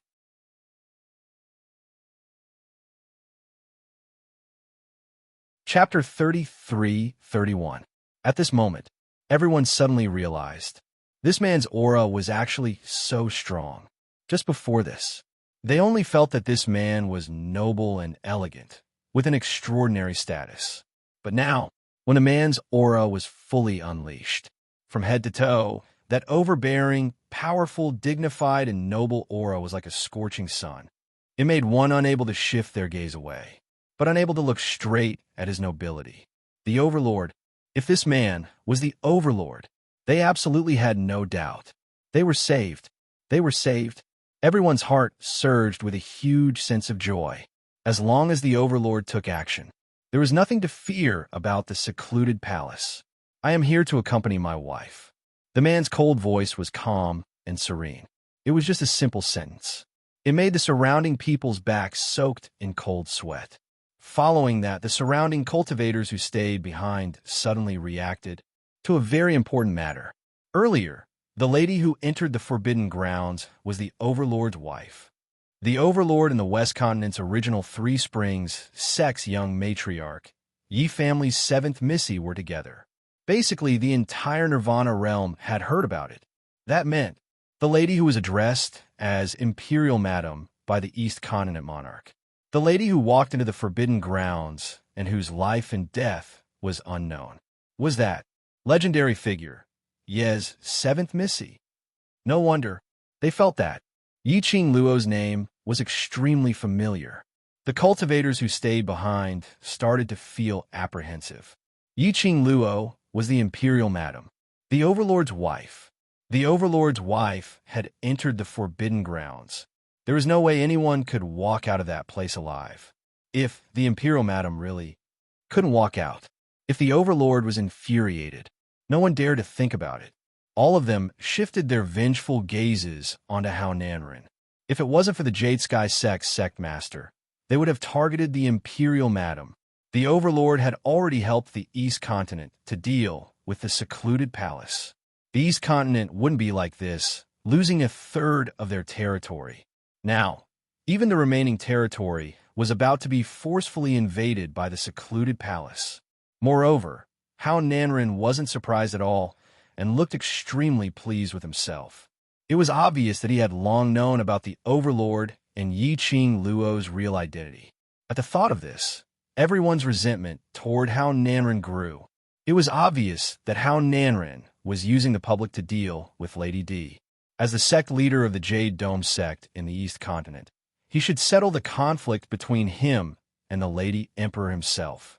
He had used the innocent onlookers to create momentum for himself and target the Imperial Madam. If he did this, the Overlord might let him off for the sake of his status as the sect leader. However, did Hao Nanren not care? Would they offend the Overlord because of this? Lord Overlord, Imperial Madam agreed to come to East Water Continent. Doesn't that mean she agreed to help East Water Continent? Lord Overlord, for Imperial Madam's sake, I beg you, please help. The East Wave sovereign kowtowed heavily when the Palace of Netherworld was attacking the East Continent in a threatening manner. As the East Wave sovereign, he was unable to rush to the front lines and stop the Palace of Gloomy Darkness, because he was the monarch of the East Wave continent. More importantly, only Yiqing Luo could save the East Continent.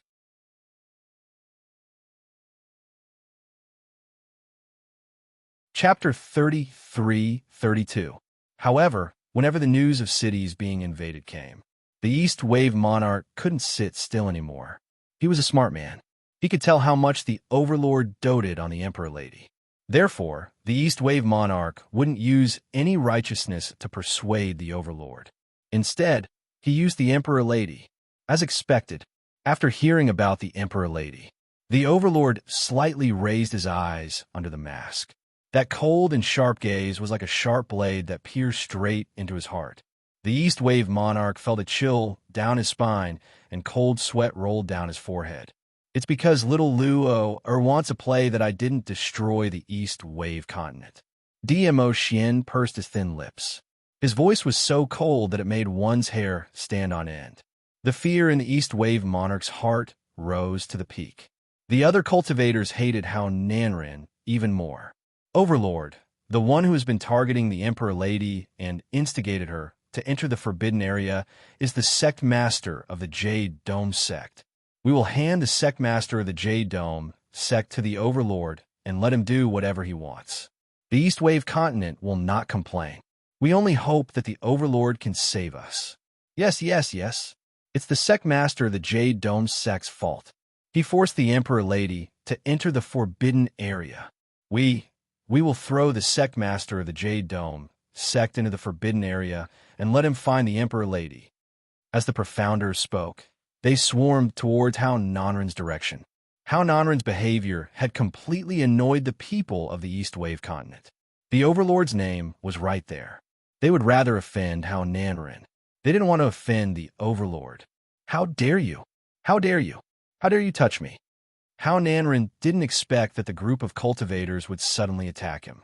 Hao Nanren scolded them with a red face.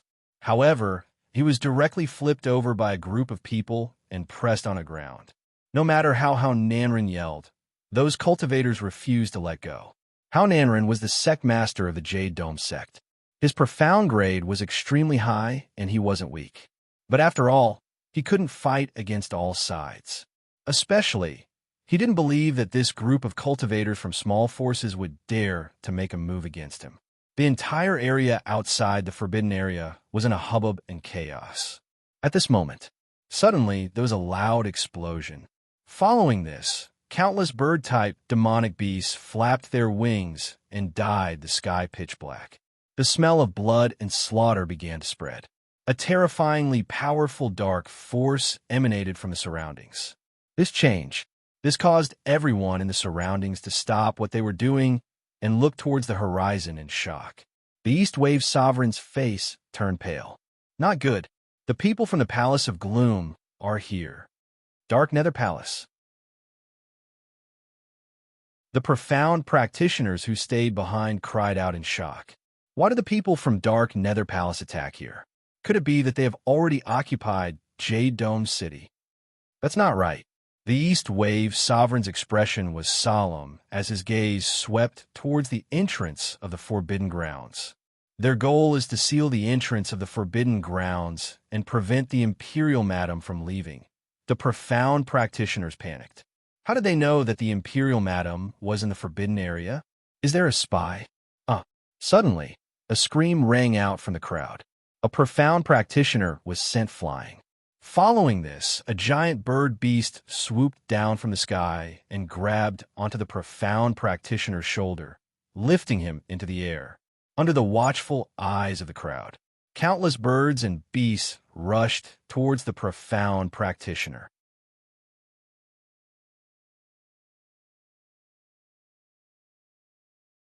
Chapter 33:33. It floated down from the sky. Only the torn pieces of the profound practitioner's clothes remained. All the profounders exclaimed in surprise, and their gazes were filled with astonishment as they looked at the birds and beasts that filled the sky. This group of birds and beasts were so ferocious. They were so fast that they couldn't even react. Screech, after tasting the human blood, the birds and beasts cried out in excitement. Huge birds and beasts were circling in the sky. The sharp eyes of the beast seemed as if it was staring at its prey as it stared fiercely at the profounders below. Someone is coming. The cultivators were in this strange atmosphere. A group of people walked in from the outside of the faintly discernible enchantment. There were about 30 people in that group.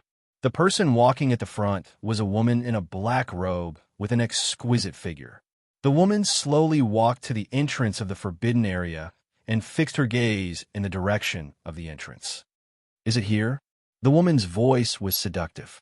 A burly and expressionless man behind her nodded. The woman waved her hand. Go. Set up the array formation and seal the entrance. The rest of you, kill everyone here. The woman's arrogant words. It stunned everyone present.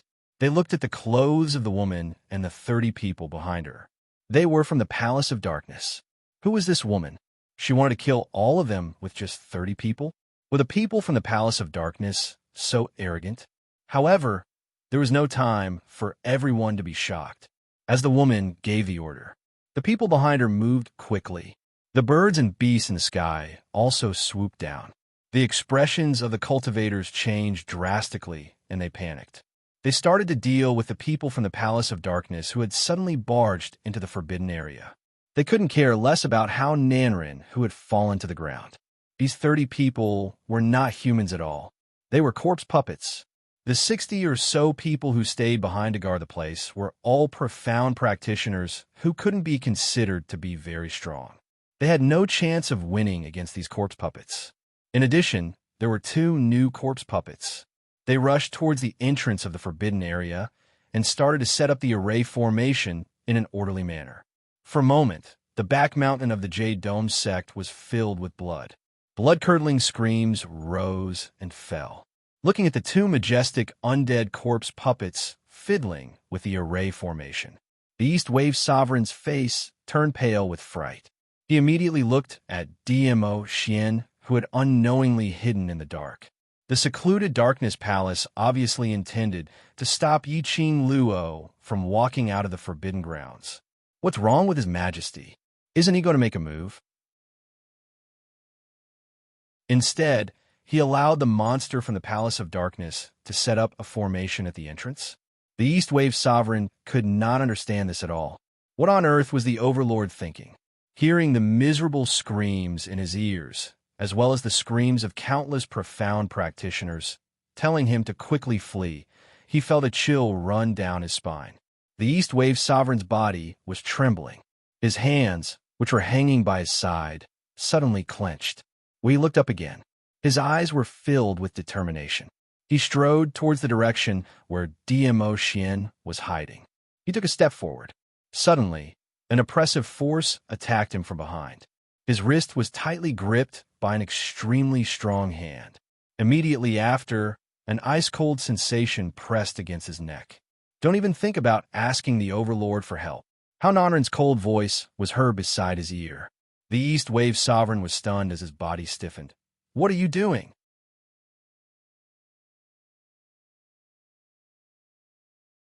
Chapter 33-34.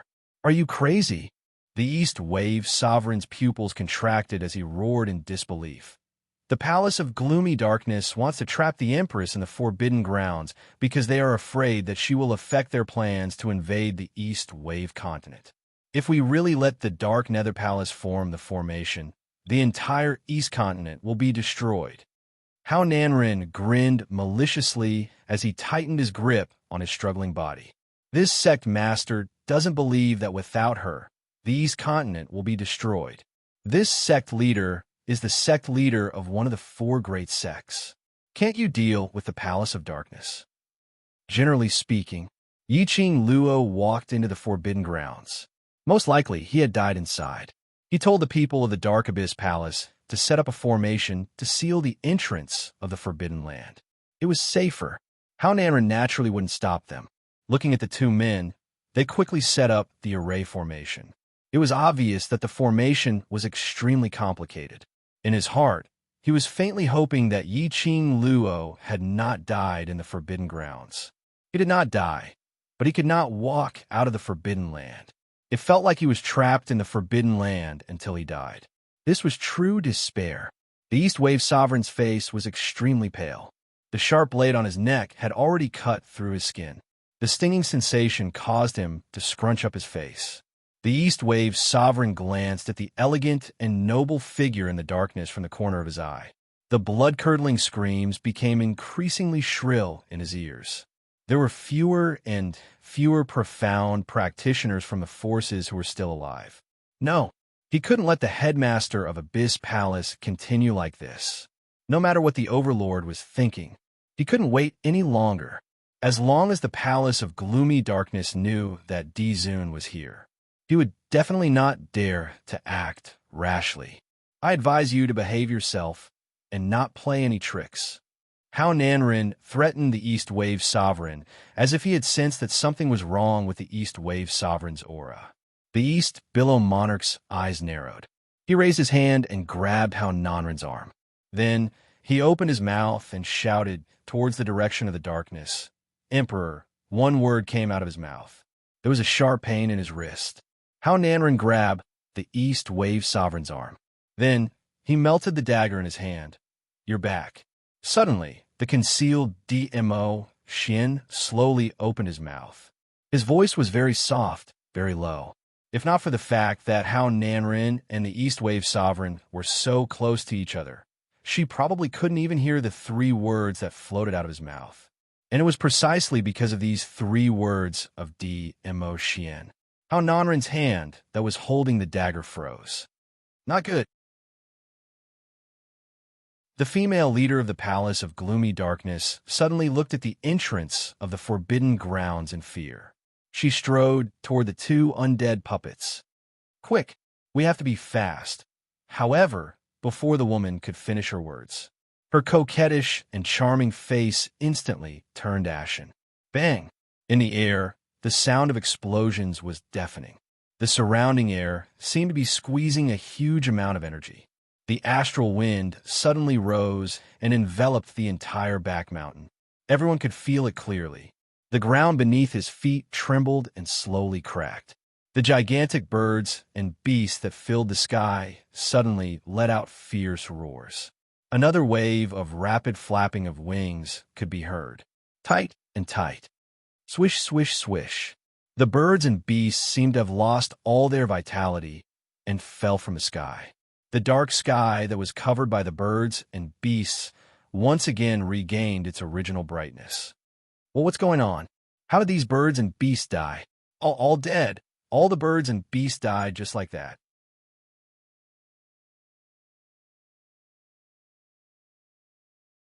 Chapter 33-35. They were not the only ones who were shocked. The people from the Palace of Gloomy Darkness were also stunned by this scene. They knew the power of the birds better than anyone else. But now, they didn't even see who did it. Hundreds of birds and beasts died, just like that. The woman's face darkened. She frowned and stared at the sky. But at this moment, the sky was once again shrouded in darkness. What's going on? Are the birds here again? The profound practitioners looked around in panic. But the woman's face was not one of joy at the arrival of reinforcements. Instead, it was one of paleness and gloom. That majestic power was getting closer and closer. Fierce astral winds constantly collided with the surrounding air. The huge dark force was monstrous. Roar, roar, roar. Suddenly, the deafening roar of beasts rose and fell. Everyone saw rows of neatly organized shadows rapidly approaching from the horizon. Looking at the silhouette, looking at the size, it should be a beast that moved on 4 legs. But why would a beast that moved on 4 legs appear in the sky? The orderly rows of shadows covered the sky. Suddenly, a green light appeared. The flickering azure light lit up the dark sky with sparkling light. After that, a deafening dragon roar reverberated throughout the back mountain. Roar, roar, roar. The beasts growled in unison to show their respect. Then, a green dragon gathered and circled the sky. Pieces of green dragon scales glowed brightly, full of power. A powerful pressure pressed down on him. Dragon, that's a dragon. The woman looked at the green dragon circling the sky in shock. She could not hide the shock on her face. The 2 new undead corpse puppets were so intimidated by this majestic aura that they stood rooted to the spot, staring at the sky without blinking. The profound practitioners who were still alive, as well as How Nanrin and the East Wave Sovereign, were shocked by the scene in the sky. They could not believe what they were seeing. Were they dreaming? Dragon, it's really a dragon. The dagger in How Nanrin's hand slipped. He stood up slowly and looked at the giant dragon in the sky. The supreme dragon. Why would it appear here? The last time a dragon appeared in the Nirvana realm, It was in the West Continent that the seventh miss of the night had demonstrated it once. After that, they never saw the dragon summoned by the seventh miss of the night again. Wait a minute. Yi seventh miss equals Yi Qing Luo equals Imperial Madam. Madam D had a dragon. Could this enormous azure dragon be Lady D's dragon? No, that's not right. They had heard of Madam D's dragon. It was a blue dragon whose entire body was azure blue, although they had never seen it with their own eyes. However, that was the first time a dragon had appeared in the Nirvana realm. It had long been spread throughout the entire Nirvana realm, no matter how big or small. Lady D's dragon was undoubtedly a blue dragon. Then this azure dragon, why did it appear here? The huge azure dragon rapidly approached.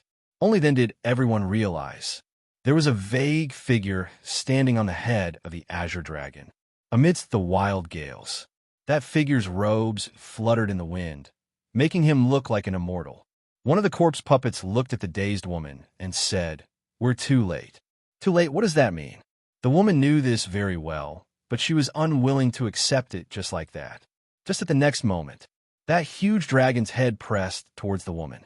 The dragon's roar soared into the sky, shaking the entire mountain.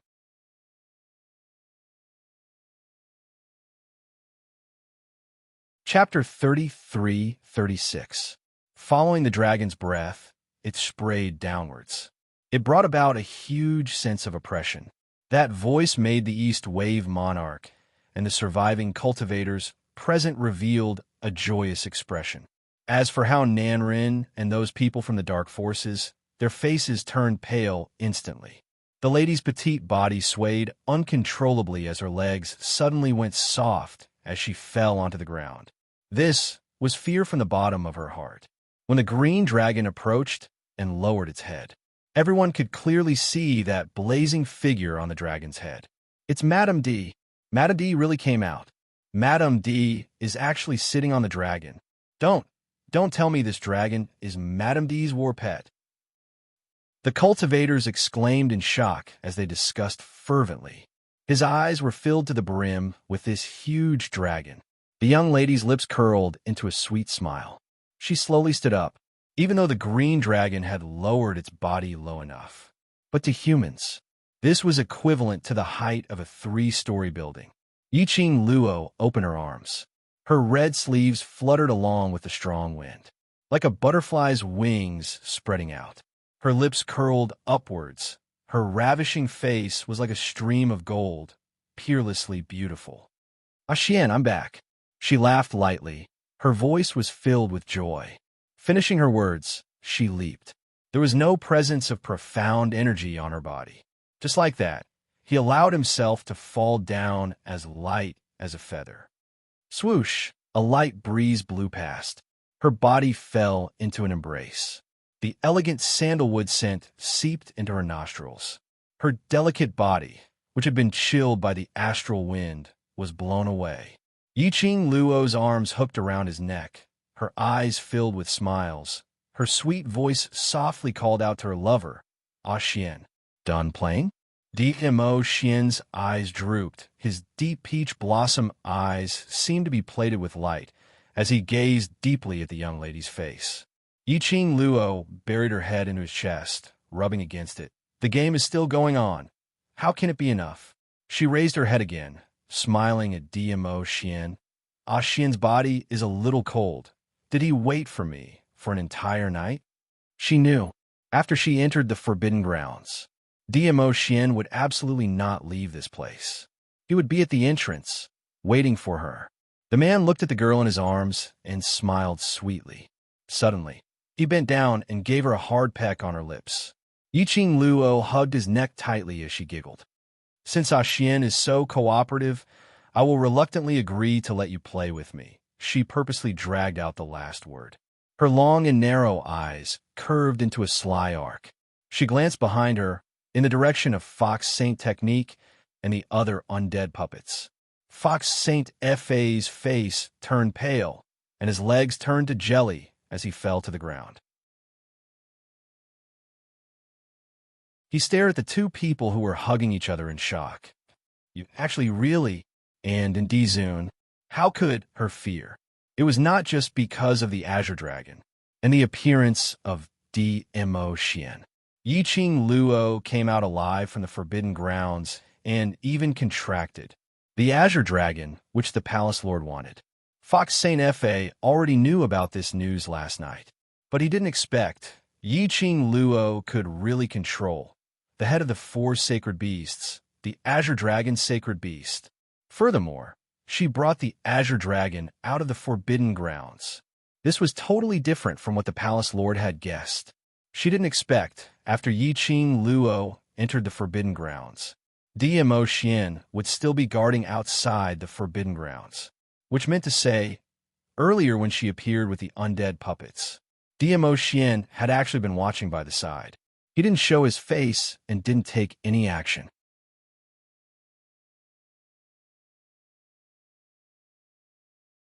Chapter 33-37.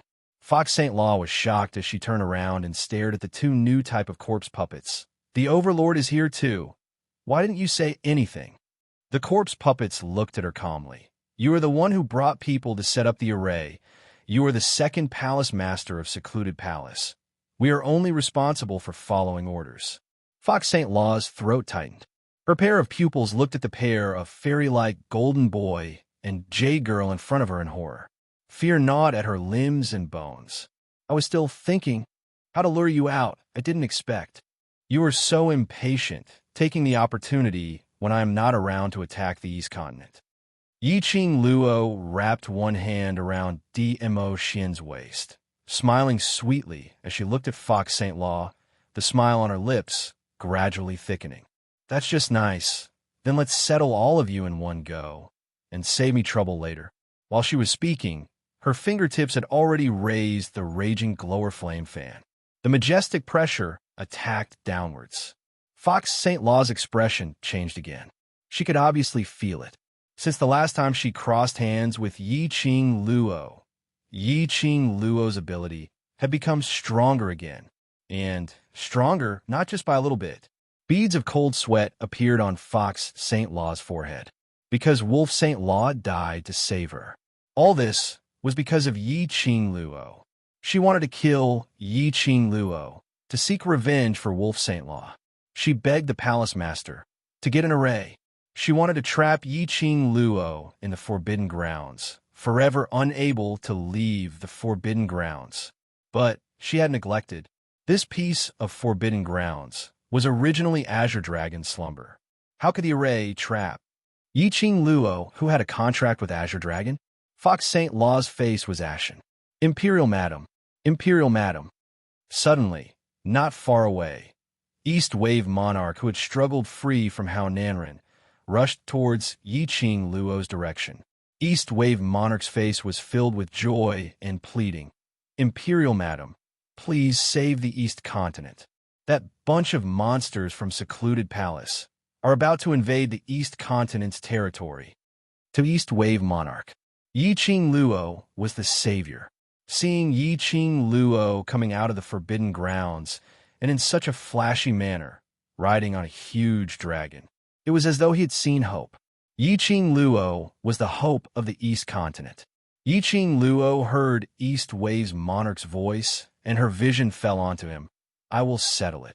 For simple words, it was as though the East Wave's sovereign had been injected with limitless power.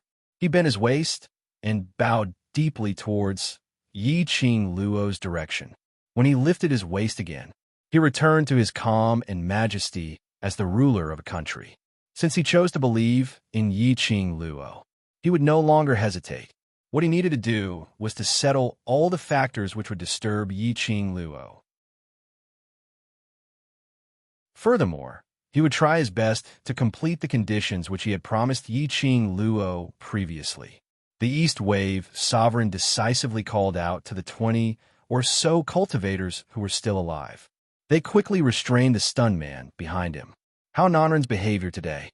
This had already caused the hearts of the profounders from the various powers to turn cold. The sect master they respected was a sect master who was willing to maintain the peace of the continent, protect their territory, and protect the people. Not because of his own selfish interests. Time and time again, he had disregarded their lives. This battle, because of Yiqing Luo's return, blew the horn. When Yiqing Luo held onto the secluded palace's second palace lord, riding on the Azure Dragon, and appeared on the battlefield with the emotion.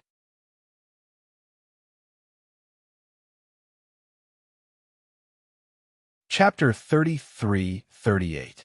East Continent commoners and various powerhouses had treated Yiqing Luo as a deity and respected her. Because Yiqing Luo brought along the Overlord to join in, secluded Darkness Palace's aggressive attack, and invasion was completely interrupted. Furthermore, they retreated step by step. The Overlord's power was needless to say. In order to let his woman enjoy herself, he basically wouldn't make a move. Although he didn't make a move, but he stood on the battlefield. His gaze was fixed on Yiqing Luo. That unique aura still gave Nether Palace a huge pressure. Looking at Yiqing Luo's side, a green dragon, a white tiger, a vermilion bird, plus 30 ferocious three-eyed heavenly beasts which no one had ever seen before. Adding on Yiqing Luo's explosive power, it was simply a massacre in a slaughterhouse. Apparently, Yiqing Luo was going to have this battle with Nether Palace. It was treated as a testing ground for her to continuously advance 3 grades. After the profound grade advancement, the biggest training was actual combat training. Only through actual combat could she discover her own shortcomings and use the profound energy in her body flexibly. Nether Palace was like a free experience points. How could Yiqing Luo miss it so easily? And this was a slaughterhouse's action. It also made those who knew that Yiqing Luo had a secret weapon to deal with that group of impenetrable monsters from the Palace of Darkness. Various large powerhouses cultivators kept on gathering around Yiqing Luo, hoping to obtain a secret weapon to protect their own powerhouses. After 2 days of battle, Nether Palace was forced to retreat out of East Continent's territory. This result, the entire East Wave continent was overjoyed. The commoners were shouting Yiqing Luo's name and DMO Xian's name excitedly. But Yiqing Luo and DMO Xian stood on top of the city walls, looking at the direction of Nether Palace, which was forced to retreat. But the expression on her face was still not relaxed. The reason why this battle had turned into a slaughterhouse was partly because of her advancement and the fact that she had contracted the Azure Dragon. But this battle was a little too smooth. Yiqing Luo felt flustered instead. Some were happy while others were worried. Just like this, how Nanren, who was imprisoned in the dungeon of the royal family, heard the good news from the guards. All he had was resentment and unwillingness. If it wasn't for that slut Yiqing Luo, the person who saved the East Continent and was hailed as a hero would be him, How Nanren. These honors clearly belonged to him. It was Yiqing Luo, that scoundrel who snatched away his honor. He, the sect master of the Jade Dome sect, was trapped in this dark place. How Nanren looked around with resentment in his eyes. He scoffed coldly. After he left, how proud that little slut was right now. When the time came, she would die miserably. East Wave Monarch was obviously bewitched by that slut Yiqing Luo. To imprison him here, weren't they afraid that the citizens of the East Continent who admired the Jade Dome sect would join forces to protest? Compared to the royal family, his identity as the sect master of the Jade Dome sect was even more noble. The purpose of the Jade Dome sect's existence was to maintain the balance between the 4 continents in the Nirvana realm. If he disappeared for a few days, the elders of the Jade Dome sect would definitely sense that something was amiss. This investigation would definitely lead to the royal family. If things got out of hand, Jade Dome sect's elders appeared. He had enough confidence to make Yiqing Luo disappear from this world completely.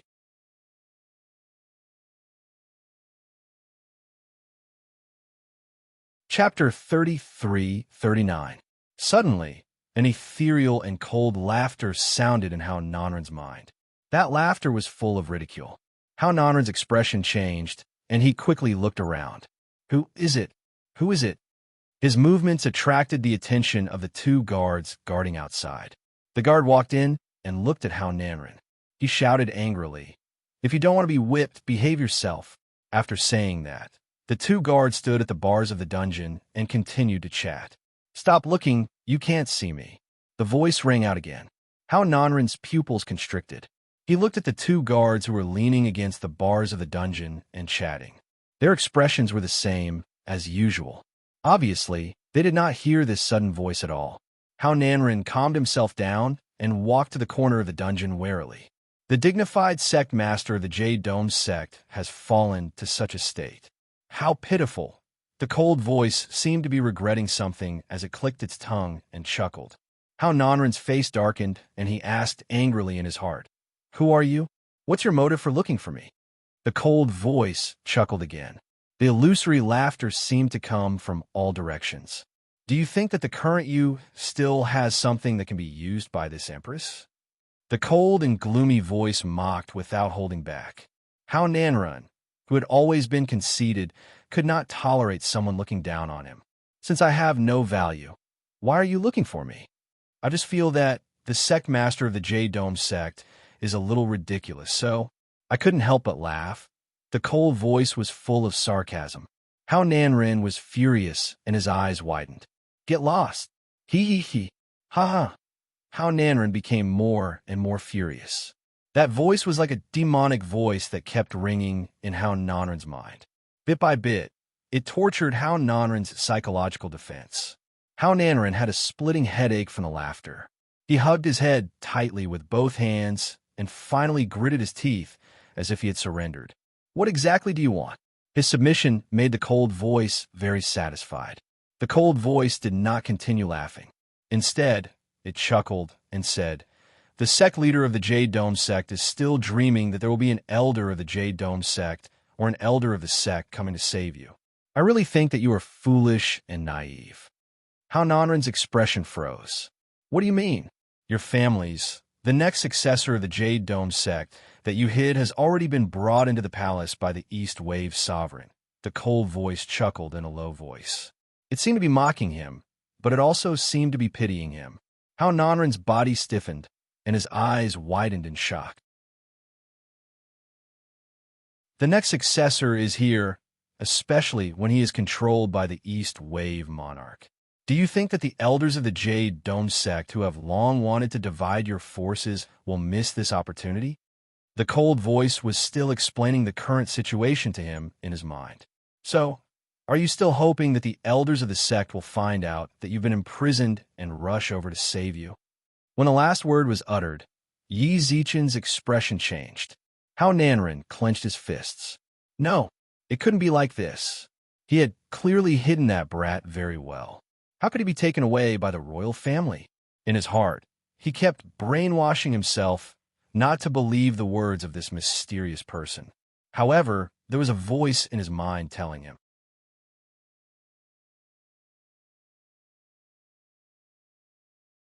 Chapter 3340.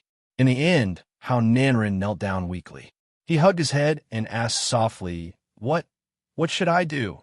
As the sect master of Jade Dome sect, even if Hao Nanren was narrow-minded, he was absolutely not a fool. He naturally knew.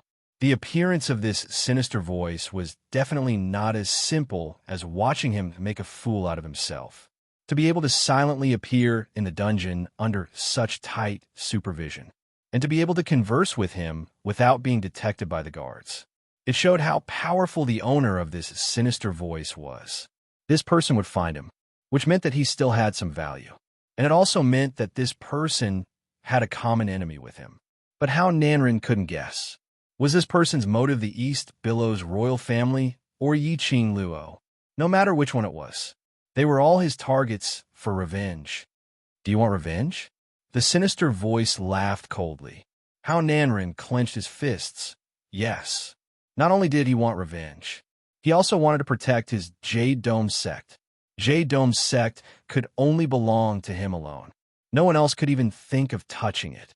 Even if it was his own son, he wouldn't be able to get his hands on it.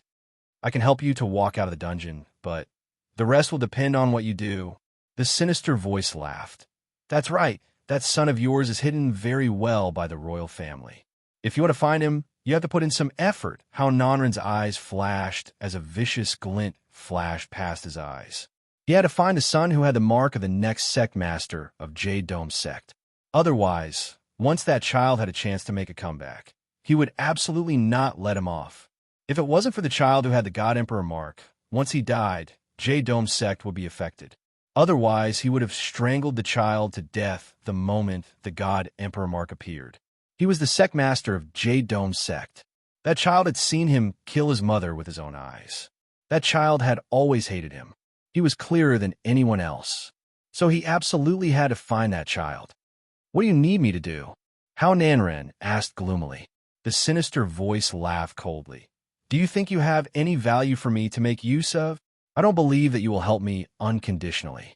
How Nanren squinted his eyes and said coldly. The voice laughed again. "Indeed, I won't help you unconditionally, but it's also true that you don't have anything that I can use." The voice paused, and the coldness in it sent a chill down How Nanren's spine. However, after all, an annoying fly is also a troublesome fellow to deal with. How Nanren hadn't thought about the meaning of this sentence. Suddenly, he felt a sharp pain in his head, and his vision turned pitch black. After that, he lost consciousness. East Wave Continent, Jade Dome City, Imperial Palace. East Wave Monarch stood respectfully behind Yi Qing Luo and Dmo Xian, as his face was filled with reverence. Behind him, the representatives of countless forces also stood respectfully at the side.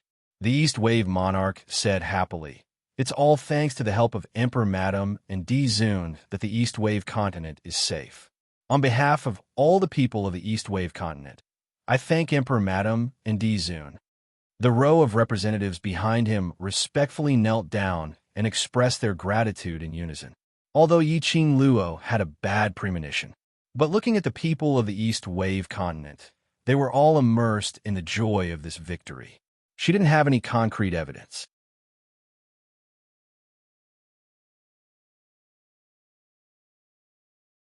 Chapter 3341. Based on Seclusion Palace's character. After being beaten to the point of retreating out of East Continent's borders. But there was still no movement. They must be suppressing their evil intentions, waiting for the right time to unleash it.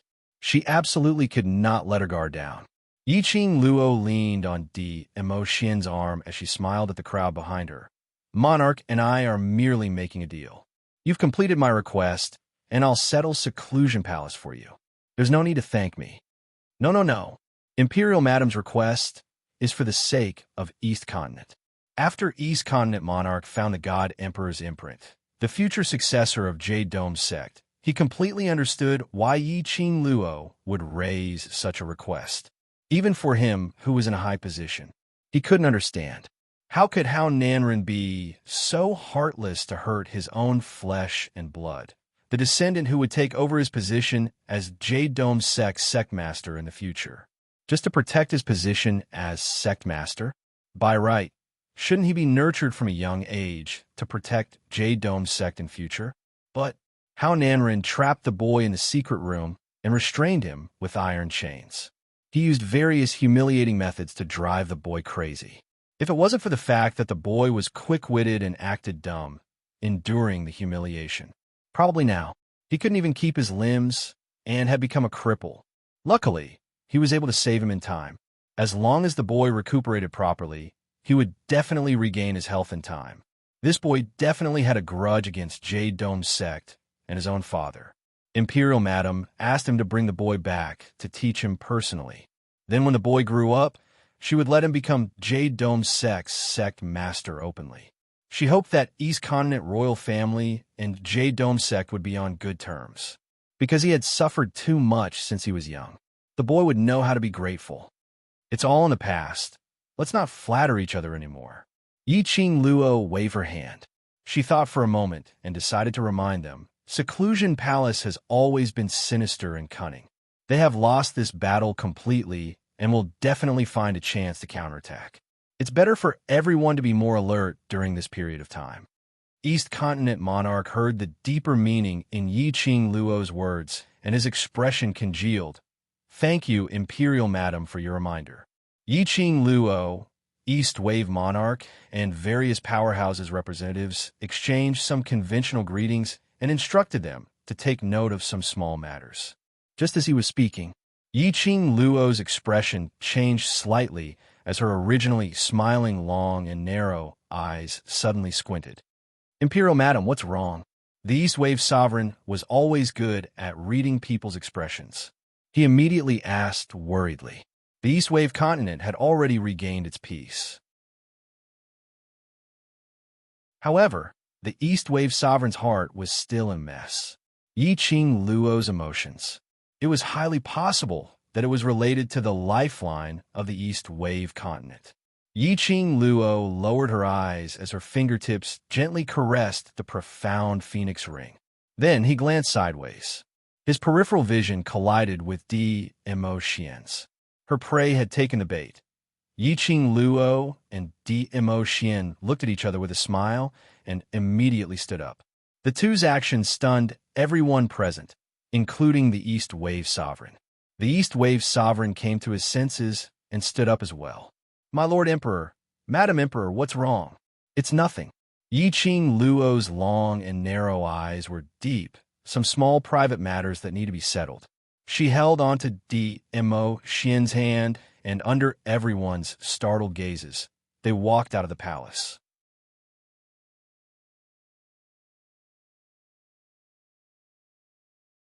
Chapter 3342. Right, J-Dome's sex young master. It's best that you bring him along and take care of him personally. As for the two people in the dungeon, I'll settle them. East Wave Monarch was a little dazed. He hadn't finished digesting the meaning of Yi Qing Luo's words. Why did she suddenly mention the successor of Jade Dome sect? And the two people in the dungeon? Could it be that something had happened to the two people in the dungeon?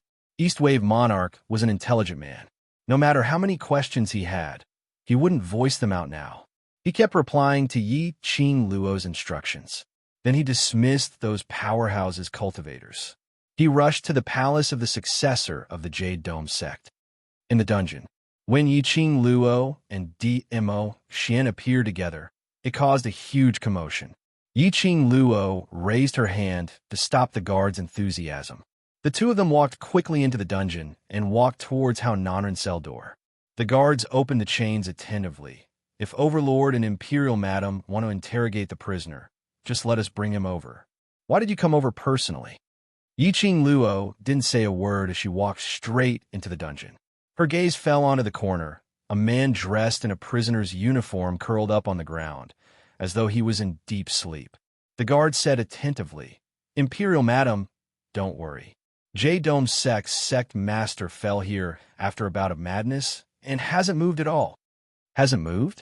Yi Qing Luo squinted her eyes slightly as she walked towards a person in the corner and stepped on him. The person in the corner still didn't move at all. The guard heard the heaviness in Yi Qing Luo's tone, and his heart trembled. The two guards swiftly walked forward as they squatted down and pried open the person in the corner. When her messy and dirty hair was lifted, she looked at him, revealing Hao Nanren's plump face. The guards heaved a sigh of relief. Luckily, he was still around. They hurriedly smiled at Yi Qing Luo and were about to speak. But when the young lady saw Hao Nanren's face, her expression turned even gloomier. Her long and narrow eyes seemed to be filled with raging waves. Imperial Madam, is something wrong? The guard was shocked by this powerful aura as he felt a chill down his spine. Yi Qing Luo kicked her feet as her round body turned. Look carefully.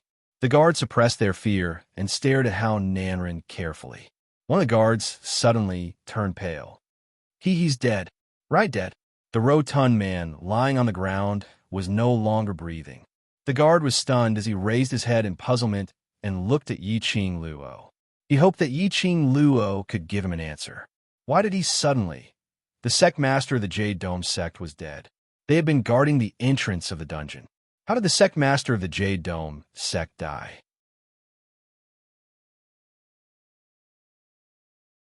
Madam, I really don't know what's going on. The guards were so shocked that they fell to their knees. Yiqing Luo shifted her feet away from that corpse.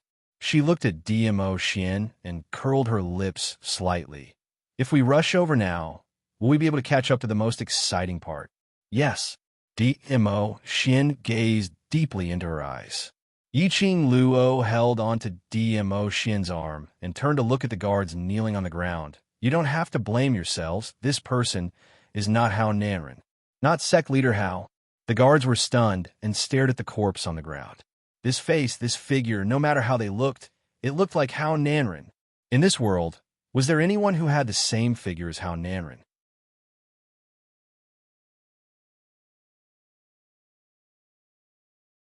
Chapter 33:43. Before he could finish, Yiqing Luo interrupted. No need, Xian and I will settle it. Saying that, she and DMO Xian walked out of the dungeon. Hao Nanren wouldn't die. Neither she nor the Dark Shadow Palace would let Hao Nanren die. He's dead. As the sect master of one of the four great sects in the Nirvana realm, it would definitely attract the attention of the Heavenly Tao. Right now, the Nirvana realm was being targeted by the corpse puppets and the Dark Palace. The Heavenly Tao was aware of the current situation in the Nirvana realm. He would definitely intervene in this matter. How could the Palace of Darkness allow such a thing to happen? And the reason why she couldn't let Hao Nanren die, it was because if Hao Nanren died because of her, no matter what the reason was, the death of the sect master would be blamed on her. At that time, a lot of troublesome things would come one after another. In any case, they had been fighting in the Nirvana realm for such a long time.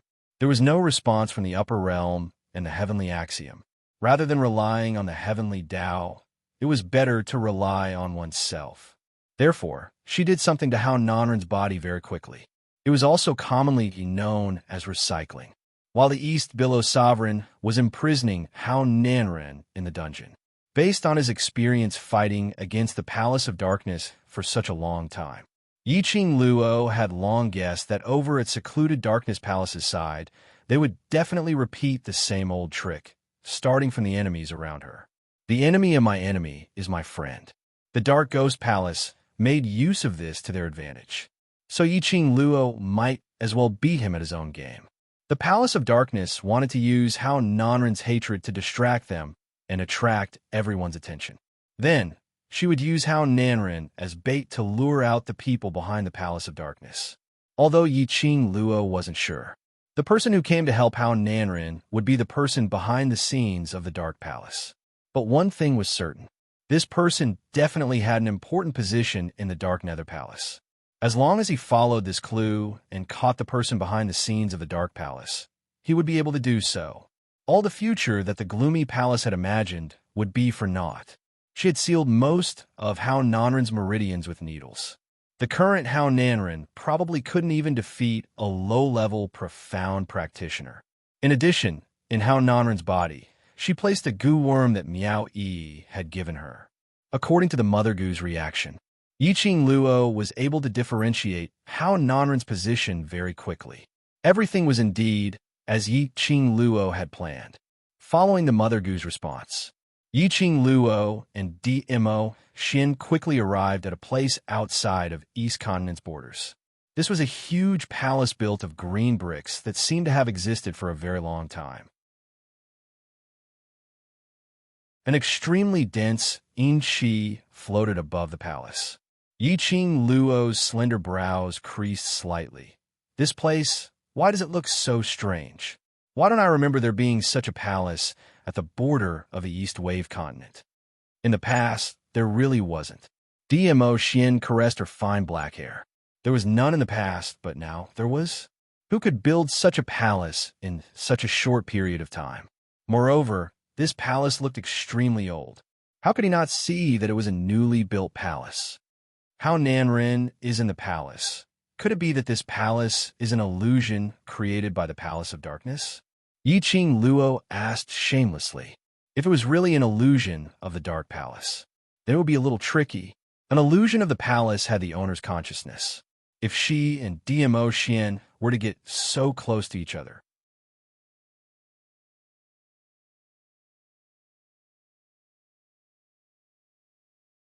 Chapter 3344.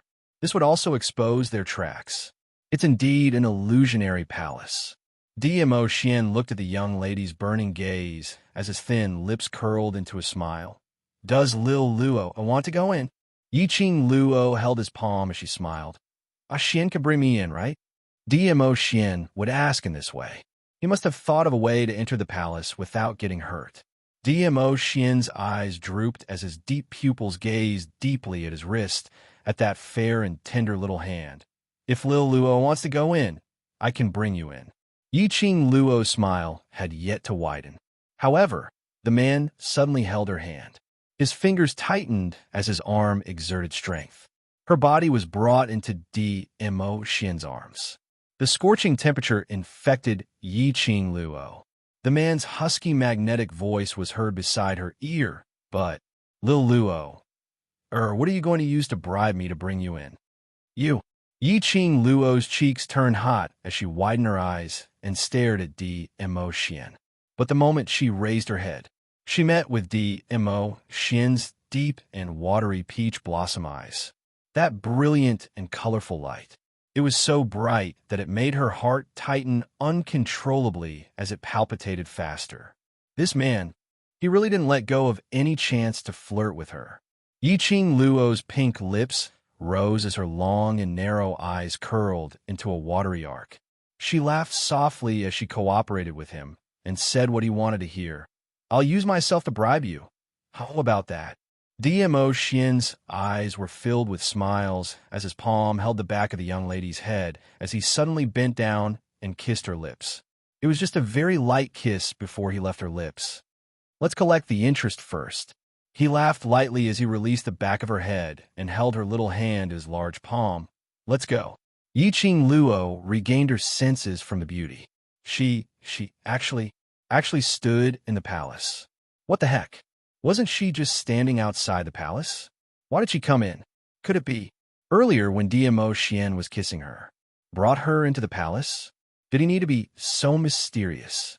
Looking at the young lady's shocked face and staring at him with a helpless look. The expression on Dmo Xian's face turned warmer. The depths of his eyes were also tainted with a bit of doting and tenderness.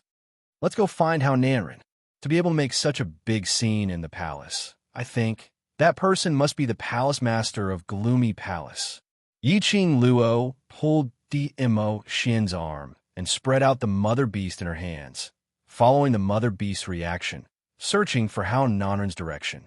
With the guidance of the mother beast, Yiqing Luo quickly came to the room which Hao Nanren was in. However, she and Dmo Xian had just stepped into the room. Behind him, a sinister laugh sounded. As expected, you've come. That cold voice was accompanied by a creepy laughter. When Yiqing Luo heard that, her expression changed slightly as she swiftly hugged Dmo Xian's arm and turned around. But behind her, other than Hao Nanren, who was sitting on a wooden chair, there was no one else. The moment he saw Yiqing Luo, Hao Nanren was also surprised. He slammed the table and stood up. You bitch! His eyes were scarlet red as he clenched his teeth, looking as though he was about to rush up and swallow Yiqing Luo alive. Yiqing Luo's vision looked around vigilantly as she squinted her eyes. Her perceptive ability couldn't detect the aura which was emitting that sneer.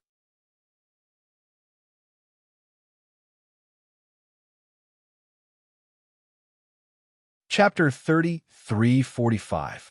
Dmo Xian held her hand and squeezed it. This action replaced his reply.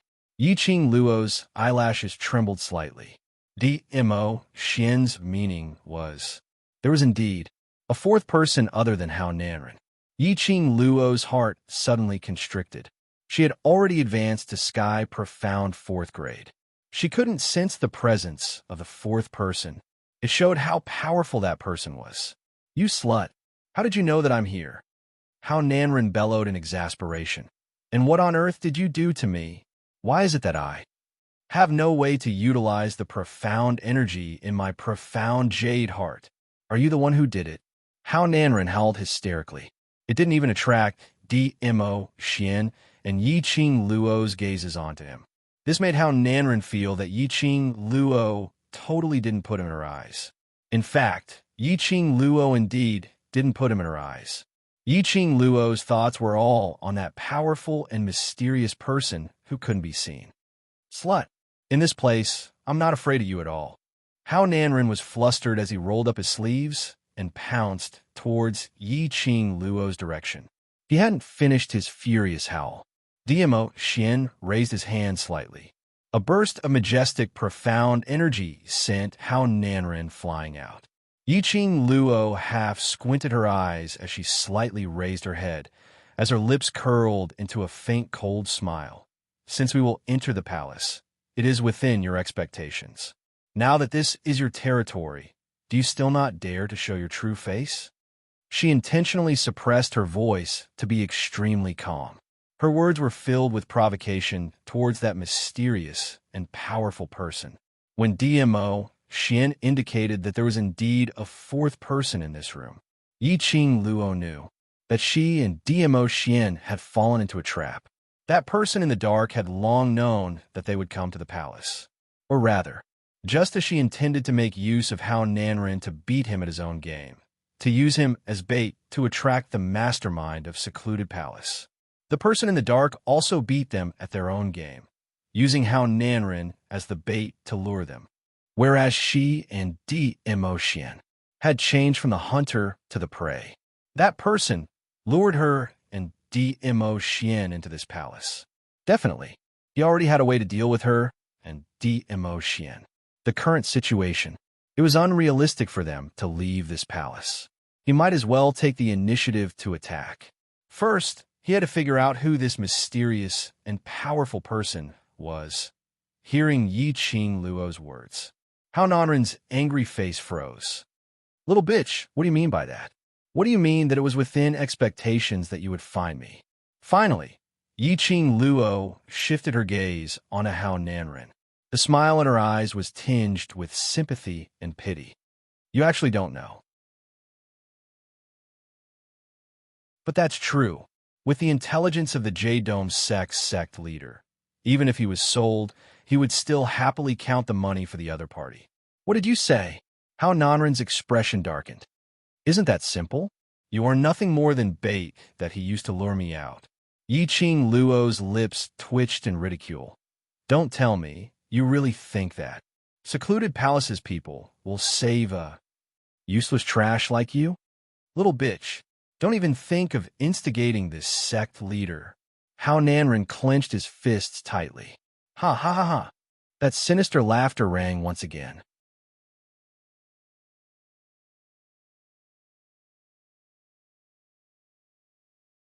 Chapter 3346. That person was extremely tall and dressed in a black robe. It was the standard equipment of the mysterious person. With his face covered, it was impossible to see the person's face clearly. Especially, the dense black aura that shrouded his entire body was like a spider web, densely spreading out like a huge bloody mouth, causing one's scalp to go numb and fear to rise in their hearts. What shocked Yiqing Luo the most was, even if this person appeared in front of her, she still couldn't sense the aura of the person in front of her. Yiqing Luo's expression congealed slightly, as her slender fair fingers subconsciously held DMO Xian's hand tightly. The man stretched out his arm and pulled her into his embrace. The warm scent of sandalwood permeated her entire body. DMO Xian gently circled the young lady's petite body, as if the other party had scared the person in his heart. His pair of shimmering peach blossom eyes instantly shot out coldness, like frost cutting through bones. He looked at that person, Palace Master, of the Palace of Gloomy Shadows. The man chuckled. His cold voice, which had been deliberately altered, sounded a little creepy. Your Majesty, I trust you have been well since we last met. This was also tacitly agreeing to DMO Xian's question. Palace Master of the Netherworld Palace? As expected, the Palace Master of the Secluded Palace had come personally. Yiqing Luo narrowed her long and narrow eyes as she sized that person up. What's your motive for luring us to the palace that you've created? Weren't you the one who used this trash as bait to lure this empress into taking the bait. The palace master of the Netherworld Palace chuckled. Her sharp voice was strangely hoarse. As you wish, I have appeared in front of you. Why don't you feel happy? Hao Nanren, who was labeled as trash, was speechless. Even now, he still did not know what exactly had happened. Yiqing Luo pursed her lips. If everything went according to her plan, she would be the hunter, using Hao Nanren as the bait to lure out the palace master of the Netherworld Palace. Of course she was happy. But now, the situation was obviously different. She fell into someone's trap and became the other party's prey. Could she be happy? Who knew what kind of trap was laid in this palace, waiting for her and DMO Xian to jump into the pit? The other party obviously knew that DMO Xian was by her side. Furthermore, she had used Hao Nanren as bait, and DMO Xian would definitely be by her side. He even dared to play such a trick. Obviously, he had no fear towards DMO Xian. Towards the palace lord of secluded Darkness Palace, Yiqing Luo was more or less clear about him. According to Jun Qingwu and DMO Xian's previous investigations, the person behind the gloomy palace must be someone with an extremely high status in the upper realm, and DMO Xian was also from the upper realm. The palace lord of Netherworld Palace wasn't afraid of DMO Xian's words. Either that, the palace lord of secluded Darkness Palace already had a surefire plan to deal with DMO Xian, or the palace lord of the Netherworld Palace and DMO Xian's status were on par. Therefore, he wasn't afraid of facing him. This thought made Yiqing Luo's expression suddenly dimmed. Little Luo, the man beside her gently called her name. His deep and mellow voice was like a clear spring, instantly calming her heart. Yiqing Luo raised her head and looked at him. Mo Yao's peach blossom eyes glowed faintly. I'm here, don't worry. Yiqing Luo's pink lips curled up as she gave a sweet smile. Amen, I believe you. With Xian by her side, all her uneasiness, under his gentleness and calming presence, disappeared. She hugged the man's firm waist tightly.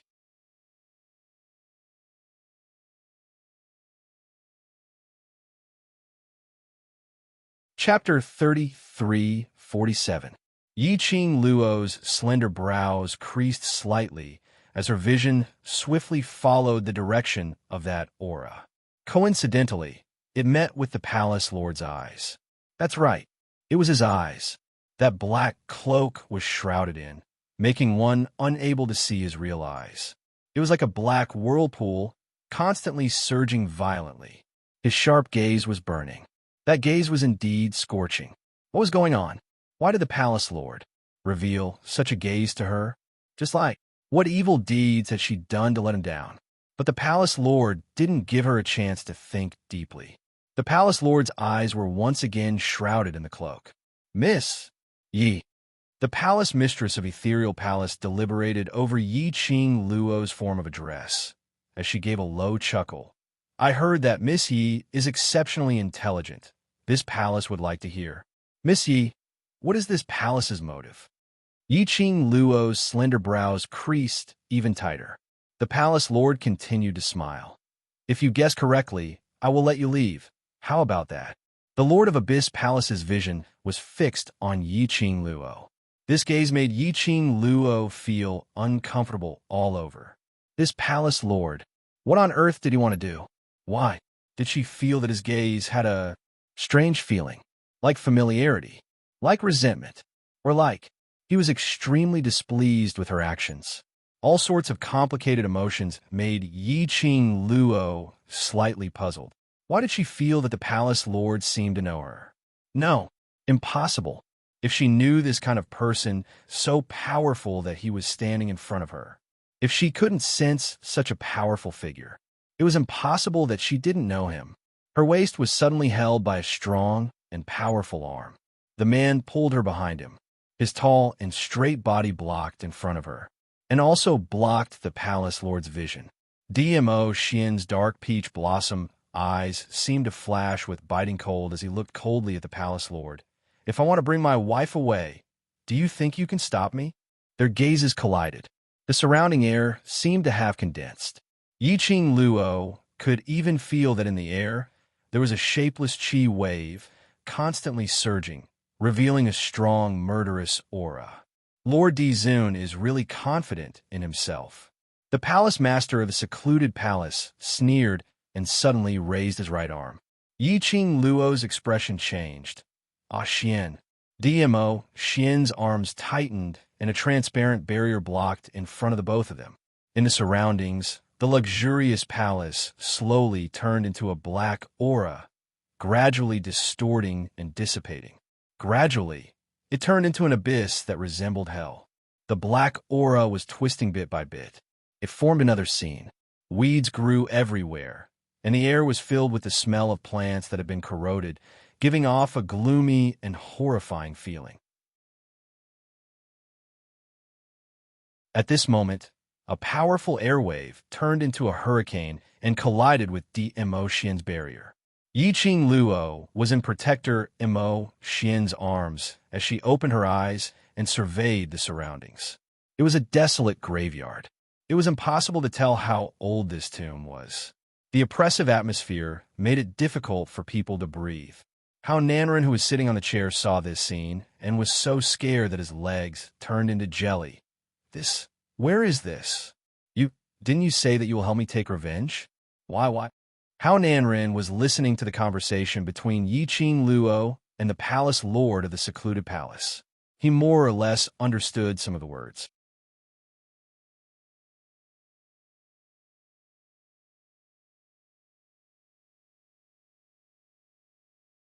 Chapter 3348. The palace lord's sinister voice sounded as he laughed softly.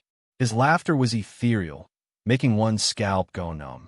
I didn't say I'd help you. With a flick of his palm, How Nanren's fat body flew backward and landed heavily on the ground. This graveyard was a little scary.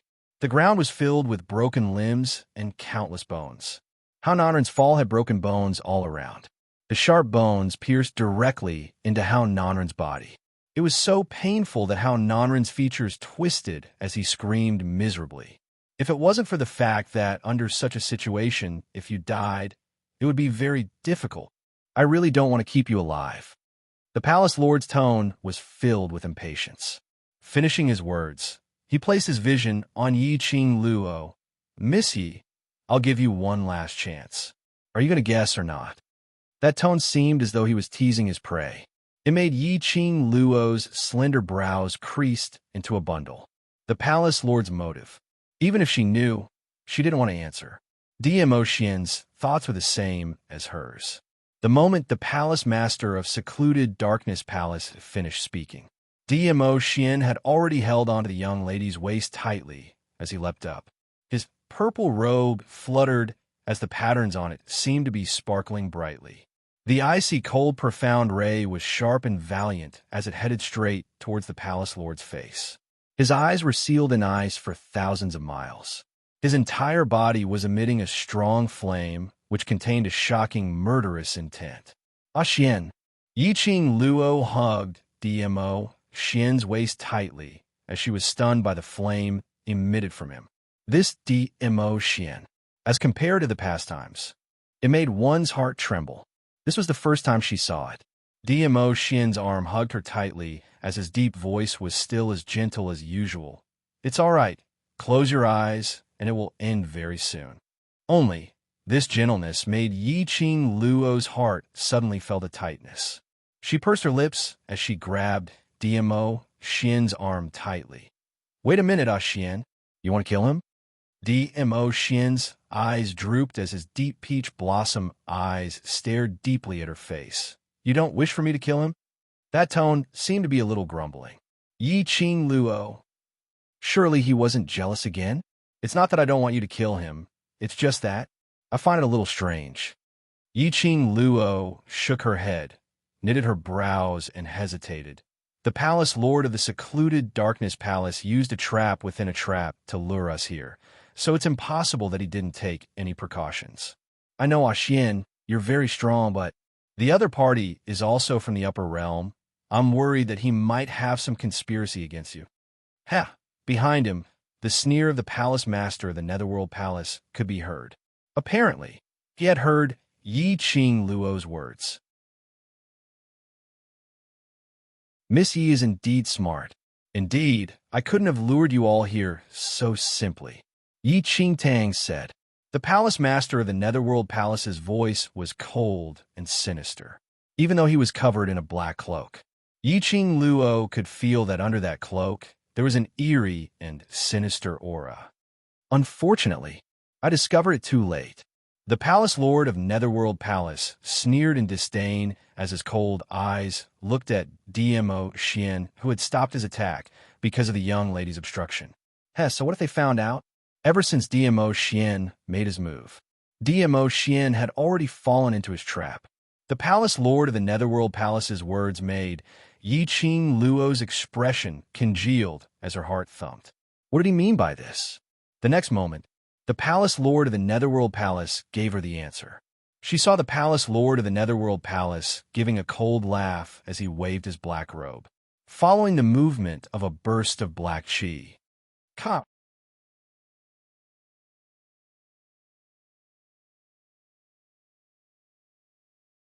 Chapter 3349. This voice made Yi Qing Luo stun slightly. She swiftly turned her head around and looked behind her. She saw the black qi curling up in the tomb behind her. Unknowingly, a huge crack had appeared. Xian. Yi Qing Luo's pupils contracted, and her heart sank as she hugged Dmo Xian's waist tightly. Her fingertips moved, and the glower flame fan opened up, sweeping away the billowing flames. Don't make a move, there's a problem. Dmo Xian's large palm pressed onto Yi Qing Luo's hand, and also suppressed the raging flames on the glower flame fan. What is this? Yi Qing Luo looked at the huge crack behind her. The entire tomb, under this black qi, looked even more sinister and eerie. Dmo Xian's expression was cold. His frozen peach blossom eyes stared at the palace lord of secluded darkness palace as his thin lips pursed slightly. I'm fine. However, from his tone and expression, it was clear that it didn't seem like he was fine. This was the first time Yi Qing Luo met with a high-ranked profound grade like Dmo Xian in a battlefield. Other than being able to sense the surrounding atmosphere, there was something strange. She was totally unable to sense where the danger was coming from like in the past. Dmo Xian had apparently guessed that the palace lord of secluded darkness palace had set up a trap here. He didn't say. It meant that this trap, to him, was a little tricky.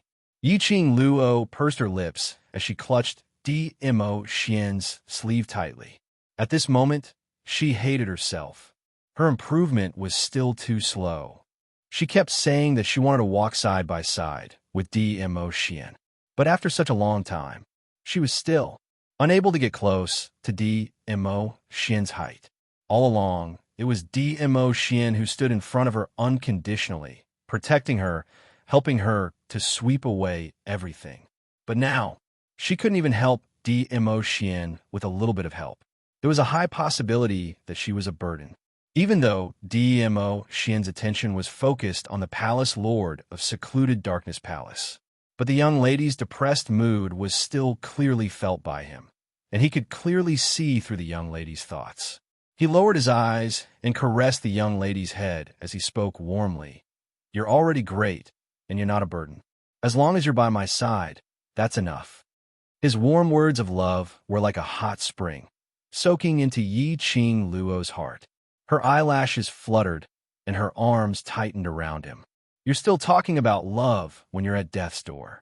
I like to see how deep your love is. The palace master of the Netherworld Palace's sharp voice seemed to contain a trace of anger. As soon as he finished speaking, under the black robe, a hand was raised. His hands were long and slender, and they were very beautiful. It was obvious that it was the hand of a young man. A whirlpool of black airflow started to revolve round after round from his palm, heading straight towards Yi Qing Luo. Yi Qing Luo instantly felt a huge suction force, sucking her body towards the direction of that whirlpool. Little Luo, Dmo Xian immediately hugged her slender waist tightly. But just at this moment, that huge crack behind him suddenly stretched out a few arms which were formed from the black chi and tightly wrapped around Dmo Xian. That twisting strength seemed as though it wanted to embed itself deeply into Dmo Xian's flesh. Whereas Yi Qing Luo's body was still being sucked towards the direction of the Palace Lord of Seclusion Palace. The man's strength around her waist became tighter and tighter. Yi Qing Luo felt that her waist was going to be chopped off directly.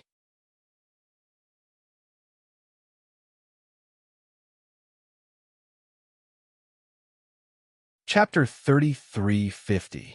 Yi Qing Luo felt the hand on her waist stiffen. Following that, she heard that sinister laughter continuing. This palace doesn't know how to have tender and protective feelings for the fairer sex. Such a beautiful little beauty. If she were to be split into two, I wonder if she can still maintain her beauty. Yi Qing Luo understood the meaning in his words as she endured that tearing suction force and stretched out both hands with difficulty, grabbing tightly onto Dmo Xian's arm. Ah Xian, don't listen. The hand on her waist slowly loosened. Yi Qing Luo frantically tried to grab his arm, but Dmo Xian avoided it. Ah Xian. Losing the support of Dmo Xian's energy, Yi Qing Luo's body speedily flew towards the Palace Lord of Seclusion Palace. A dawn sound was heard. Her petite body crashed into the arms of the Palace Lord of Seclusion Palace. She didn't have time to struggle. The Palace Lord of Seclusion Palace had already locked her body tightly. Yi Qing Luo couldn't struggle as she immediately raised her head and looked at Dmo Xian. She met with Dmo Xian's deep peach blossom eyes. Those black chi arms which were wrapped around him had almost entered his body, and it was continuously pulling him towards the direction of the crack. This scene made Yi Qing Luo's pupils dilate as an unknown emotion started to surge in her heart. Wait for me. She only had time to see the man's thin lips moving slightly as he spat out two silent words. Following that, she saw his figure completely being sucked into the crack. The entire graveyard fell into silence. However, that man who had been protecting her, but was afraid of hurting her, had already disappeared in front of her eyes. Ah Xian, she stretched out her hand towards Dmo Xian's direction as her eyes were blood red. But in the end, she could only watch as he disappeared without a trace. Seclusion Palace. Yi Qing Luo's blood-red pupils were like a demonic datura flower blooming, flashing a strange, treacherous look. She was locked in the arms of the Palace Lord of Seclusion Palace. With a backhand, she grabbed the Palace Lord's collar tightly. A pair of blood-red eyes stared deadly at him. Where did you send Ah Xian to? What do you want to do to Ah Xian? Aren't you scheming against us? Why don't you send me over too? The palace master of the gloomy palace, who was being grabbed by the collar, was calm. The hand that was on her waist was still not letting go. He just looked at her quietly and quietly. He didn't answer Yi Qing Luo's question, no matter how Yi Qing Luo howled hysterically. He didn't seem to hear anything. Only uses under that black cloak, cannot see the eye, stares at her.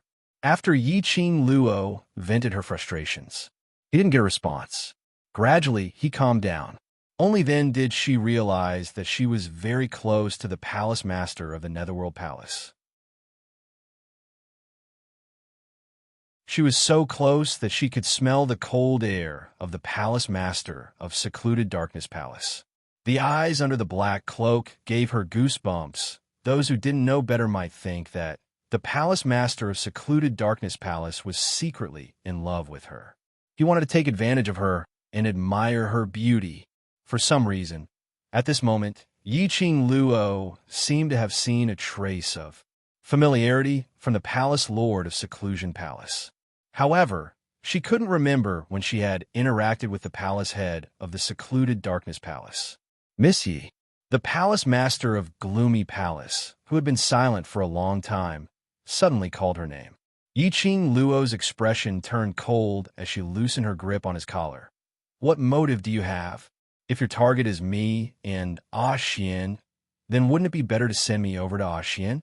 Ha ha ha.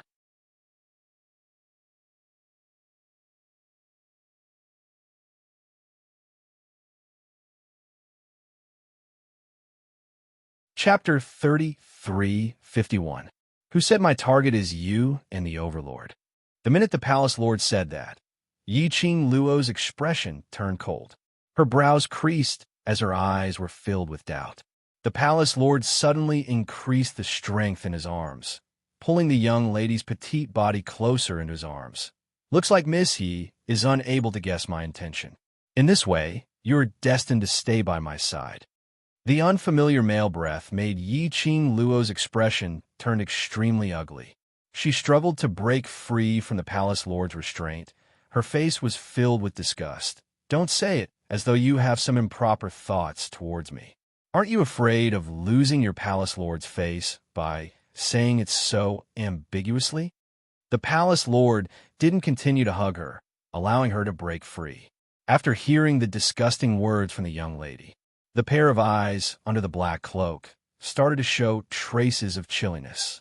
However, the corners of his lips curled upwards.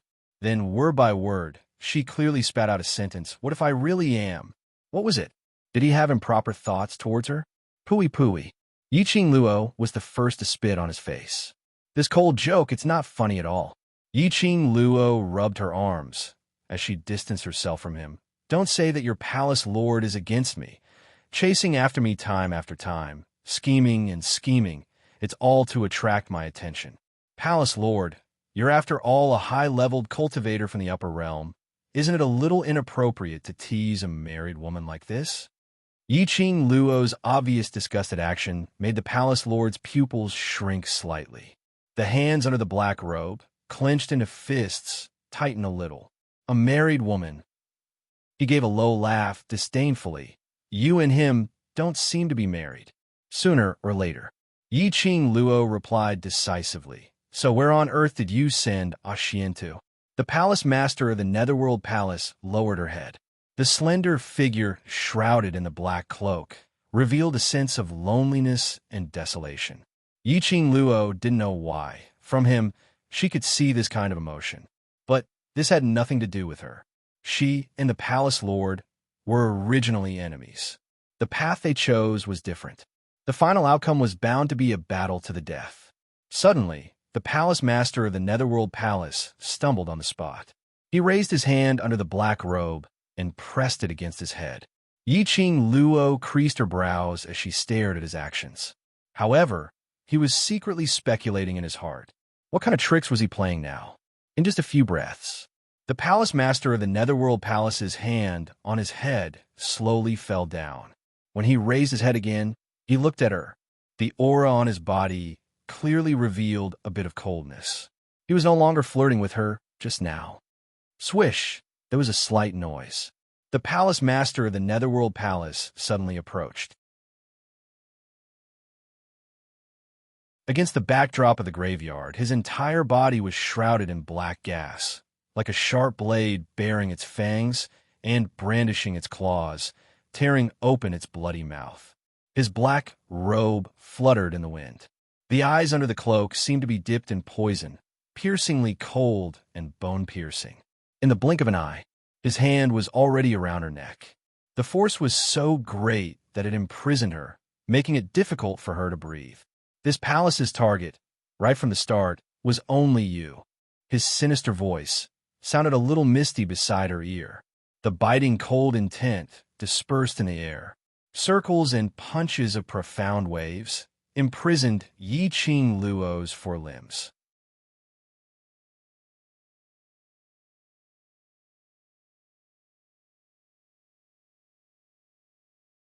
Chapter 33:52. The secluded palace's target was her. She had always been very clear about this point.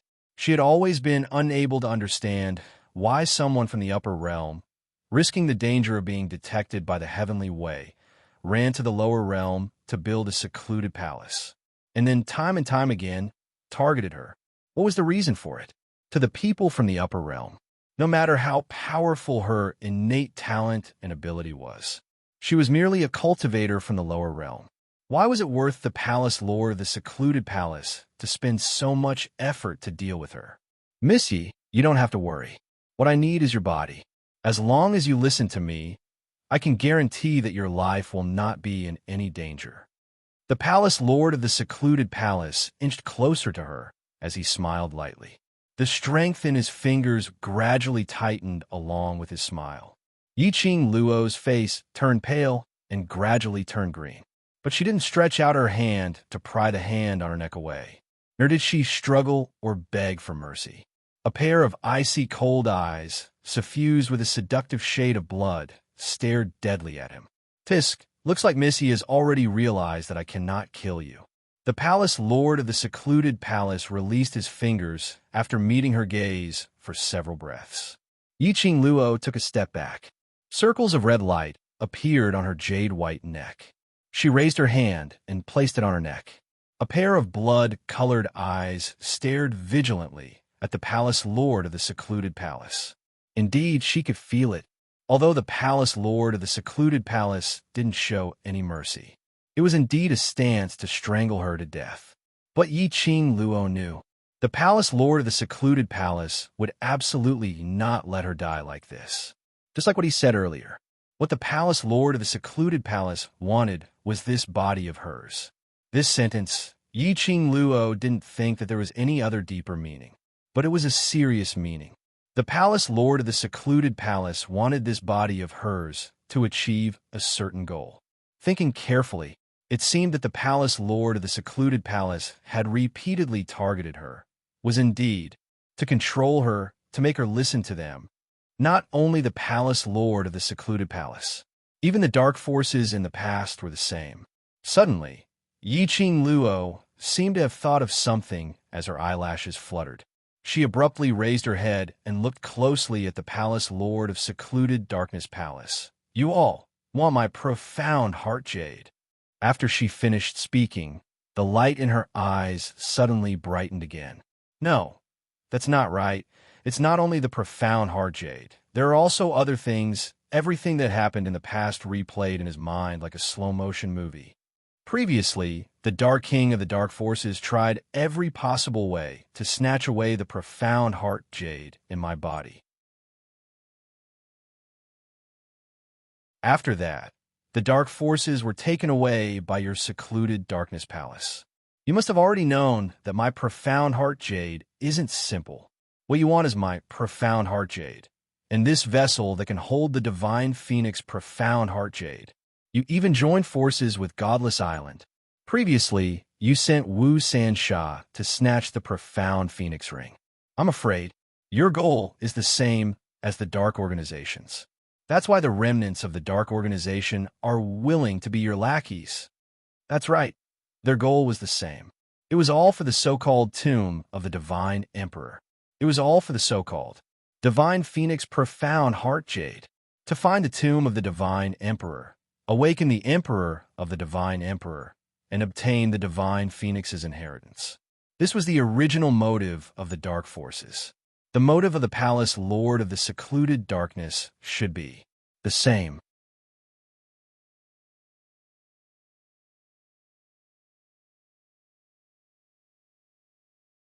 Chapter 33:53. The Palace Lord of Secluded Darkness Palace listened to her quietly. Indistinctly, his eyes under the cloak were tinged with a smiling intent. In fact, he was indeed smiling. His smile was light and filled with ridicule. Miss Yi is indeed, as the rumors say, intelligent beyond others. The underlying meaning was that everything that Yiqing Luo said. Indeed, it was true, but unfortunately, it's too late to guess it now. I have no intention to let you leave. The Palace Lord of Secluded Darkness Palace's laughter was filled with deep meaning. Come, continue speaking. I really want to know how much you have guessed. Yiqing Luo's eyes sunk slightly. From the Palace Lord of Secluded Darkness Palace's reaction, she had guessed those things. That was about right. Her expression was calm. In actual fact, her inner heart was in turmoil. The little hand, which was pressing on her chest, unconsciously curled up. She looked at the Palace Lord of Secluded Darkness Palace and slightly raised her head as she pursed her lips. There's actually no problem with this heart-calming pearl in my body. And indeed, it's my own good, right? Feng Ling thought that this heart-calming pearl was intentionally tampered with by the palace lord of secluded Darkness Palace to harm her. But in actual fact, the palace lord of secluded Darkness Palace had intentionally made use of Feng Ling to pass the heart-calming pearl into her hands. No matter if it was Ghost Doctor or DMO Xian, they were unable to detect any ill intentions from the heart-calming pearl, because there was no problem with the heart-calming pearl itself. The reason was, her body was the vessel which contained the Divine Phoenix profound heart jade. If she was swallowed by the Divine Phoenix profound heart jade, in this world, there was probably no other vessel which could contain the Divine Phoenix profound heart jade. In case anything happened to the Divine Phoenix profound heart jade, that was why the palace lord of secluded Darkness Palace intentionally made Feng Ling send the heart-calming pearl to her side. It was to stabilize the Divine Phoenix profound heart jade. But there seems to be one point. You and the dark forces are different. Yi Qing Luo spoke again. The dark forces want my profound heart jade to locate the vast water god relic and open the god emperor's tomb. But your palace lord of secluded Darkness Palace wants my profound heart jade. It seems not only to open the god emperor's tomb. The palace master of the secluded palace smiled.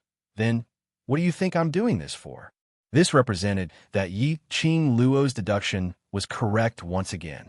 Yi Qing Luo's eyes sunk a few more degrees. You want to obtain the Divine Phoenix profound heart jade, borrow this body of mine, and seize the profound heart jade at the most appropriate and suitable time. Ha! Ha ha! The palace master of the Netherworld Palace couldn't help but laugh out loud. He laughed heartily. Indeed smart. Ha ha! What you said is correct. The palace master of Dark Shadow Palace admitted very decisively. But you guessed one thing wrong. What Dark Shadow Palace wants is not only your profound heart jade. They also want you as a person. Yi Qing Luo's eyes were half narrowed, but she didn't open her mouth to ask further, quietly waiting for him to continue. Sure enough, the palace master of the secluded palace didn't keep him in suspense. He smiled and said, "Do you really think you're just a lowly mortal from a lowly world? To be able to possess the Divine Phoenix profound heart jade that even the three realms of heaven, earth, and divine want to obtain, is he really just an ordinary person?" No, Yi Qing Luo, you are not ordinary. Not only is he extraordinary, but he is also a genius that even the people of the upper realm are jealous of.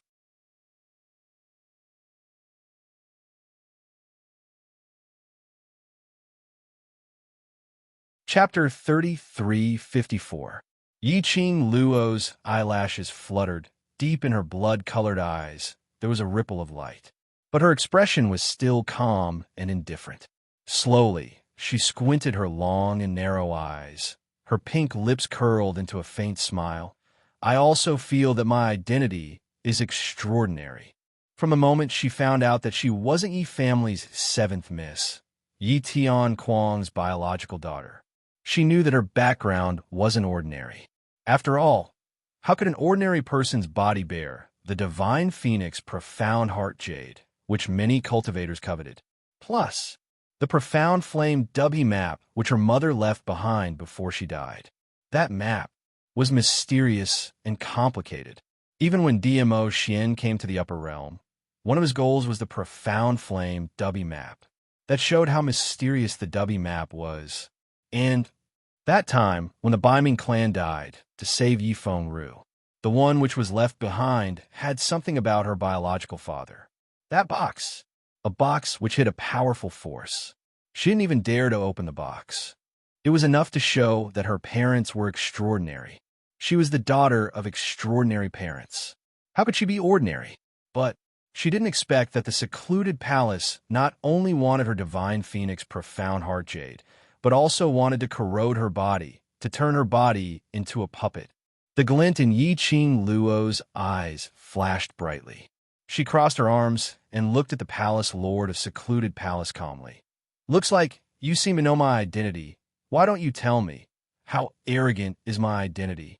The palace lord of secluded palace thought that after he said that, Yi Qing Luo would be shocked, would resist, and would go crazy. After all, no one was willing to become a puppet which would be used by others in the future. But he didn't expect Yi Qing Luo's reaction to be so calm that she didn't believe that he had the ability to make her his puppet. Listening to Yi Qing Luo's casual question, the eyes of the palace master of the Netherworld Palace darkened. There was a hint of mysteriousness in his tone. So what if I know your identity? Don't tell me. You think you still have a chance to go to the upper realm and restore your identity? Yi Qing Luo smiled. To put it bluntly, you don't know anything about my identity. The palace lord of secluded palace choked, and his body stiffened, not saying a word. Yi Qing Luo smiled again. There was a hint of malice in her eyes. She narrowed her eyes and looked at him with interest. Word by word, she said something that shocked him again. Palace Master of the Dark Abyss Palace. No, more accurately, I should call you the Palace Master of the Dark Abyss Palace on the surface. The Palace Master of the Netherworld Palace shuddered. What? What do you mean? You're not the Palace Master of the Netherworld Palace. Yi Qing Luo's smile remained unchanged as her tone was firm. No, I can't say that you're not. I can only say, you're just the palace mistress that was pushed out on the surface, and there's someone else behind the scenes. The Palace Master of the Netherworld Palace was silent for a long while before she said, I have concealed it very well. How did you see through it? His voice was still a little hoarse. Yi Qing Luo smiled. Imposing manner and the feeling between words. Do you think that I'm not strong enough to be the Palace Master of the secluded palace? He laughed in anger. Yi Qing Luo raised her brows. You're very strong and imposing.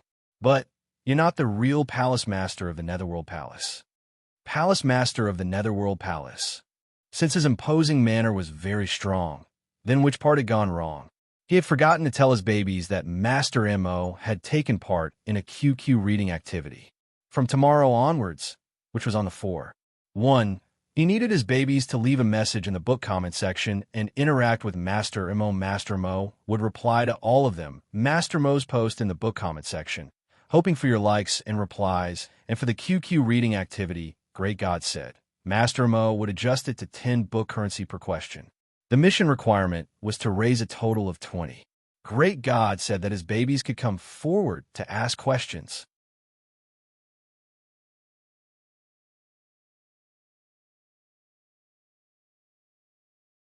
Chapter 33:55. You are the Palace Master of the Palace of Darkness, but the person who truly wants me is definitely not you. Yi Qing Luo continued to smile. I've crossed hand with the Palace of Darkness for such a long time, so I'm considered to have some understanding towards them. If you hadn't answered my previous speculations, I probably wouldn't have thought in this direction. Because the person who truly wants this body of mine, the person who wants the Divine Phoenix Profound Heart Jade, will not answer my questions, nor will he tell me more. Because that person knew very well that if he said too much, it would make me suspicious. Once I became suspicious, your goal and plan would very likely fail. She chuckled, and a chill spread from the depths of her charming eyes. I don't think that you went through so much trouble to separate Xian from me, just to discuss things about me with me. The Palace Master of the Netherworld Palace was silent for a long time. The eyes under the black cloak were also filled with ice. He smiled as well. As expected of Miss Yi. No wonder the dark forces were defeated by you. The elite troops of the Palace of Gloomy Shadows couldn't do anything to you. He slowly stepped forward. He walked towards Yi Qing Luo. The Inchi in the graveyard was chilling. As he walked, the black gas shrouding his body floated. It made him seem even more treacherous and terrifying. Yi Qing Luo did not hide until he walked in front of her.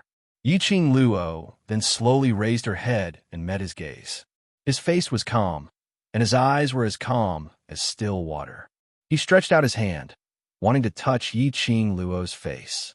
The girl, who had been standing still all this time, turned her head slightly. You can talk, but don't touch me. I'm a married woman. She did not know which of her words had struck him. The Palace Master of the Netherworld Palace's fingers suddenly exerted force and forcibly grabbed her chin. Under the cloak, one could vaguely feel his ruthless gaze.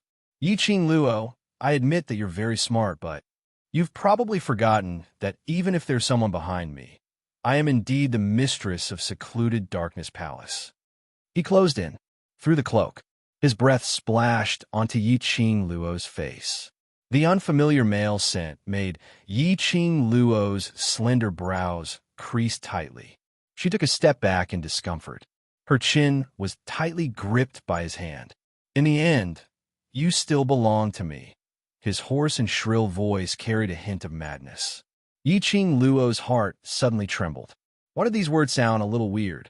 Could the palace master of the secluded Darkness Palace really be interested in her? She raised her hand, trying to pry his hand away. However, he suddenly withdrew his hand, and even his body took a few steps back. He pulled a distance away from Yi Qing Luo. That hand, which was originally pinching Yi Qing Luo's chin, was pressed tightly on her head. What I mean is that you belong to me as my vessel. His voice was somewhat breathless, as if he was suppressing something. She looked at his state. Yi Qing Luo smiled bluntly. She raised her lips and smiled wickedly. Looks like you're just being controlled by others. Once his actions went beyond what a palace master of the secluded Darkness Palace should do. The real mastermind behind the scenes. The forbidden curse on him would be able to restrain his actions in time. You're tuning into the Romance Rendezvous YouTube channel.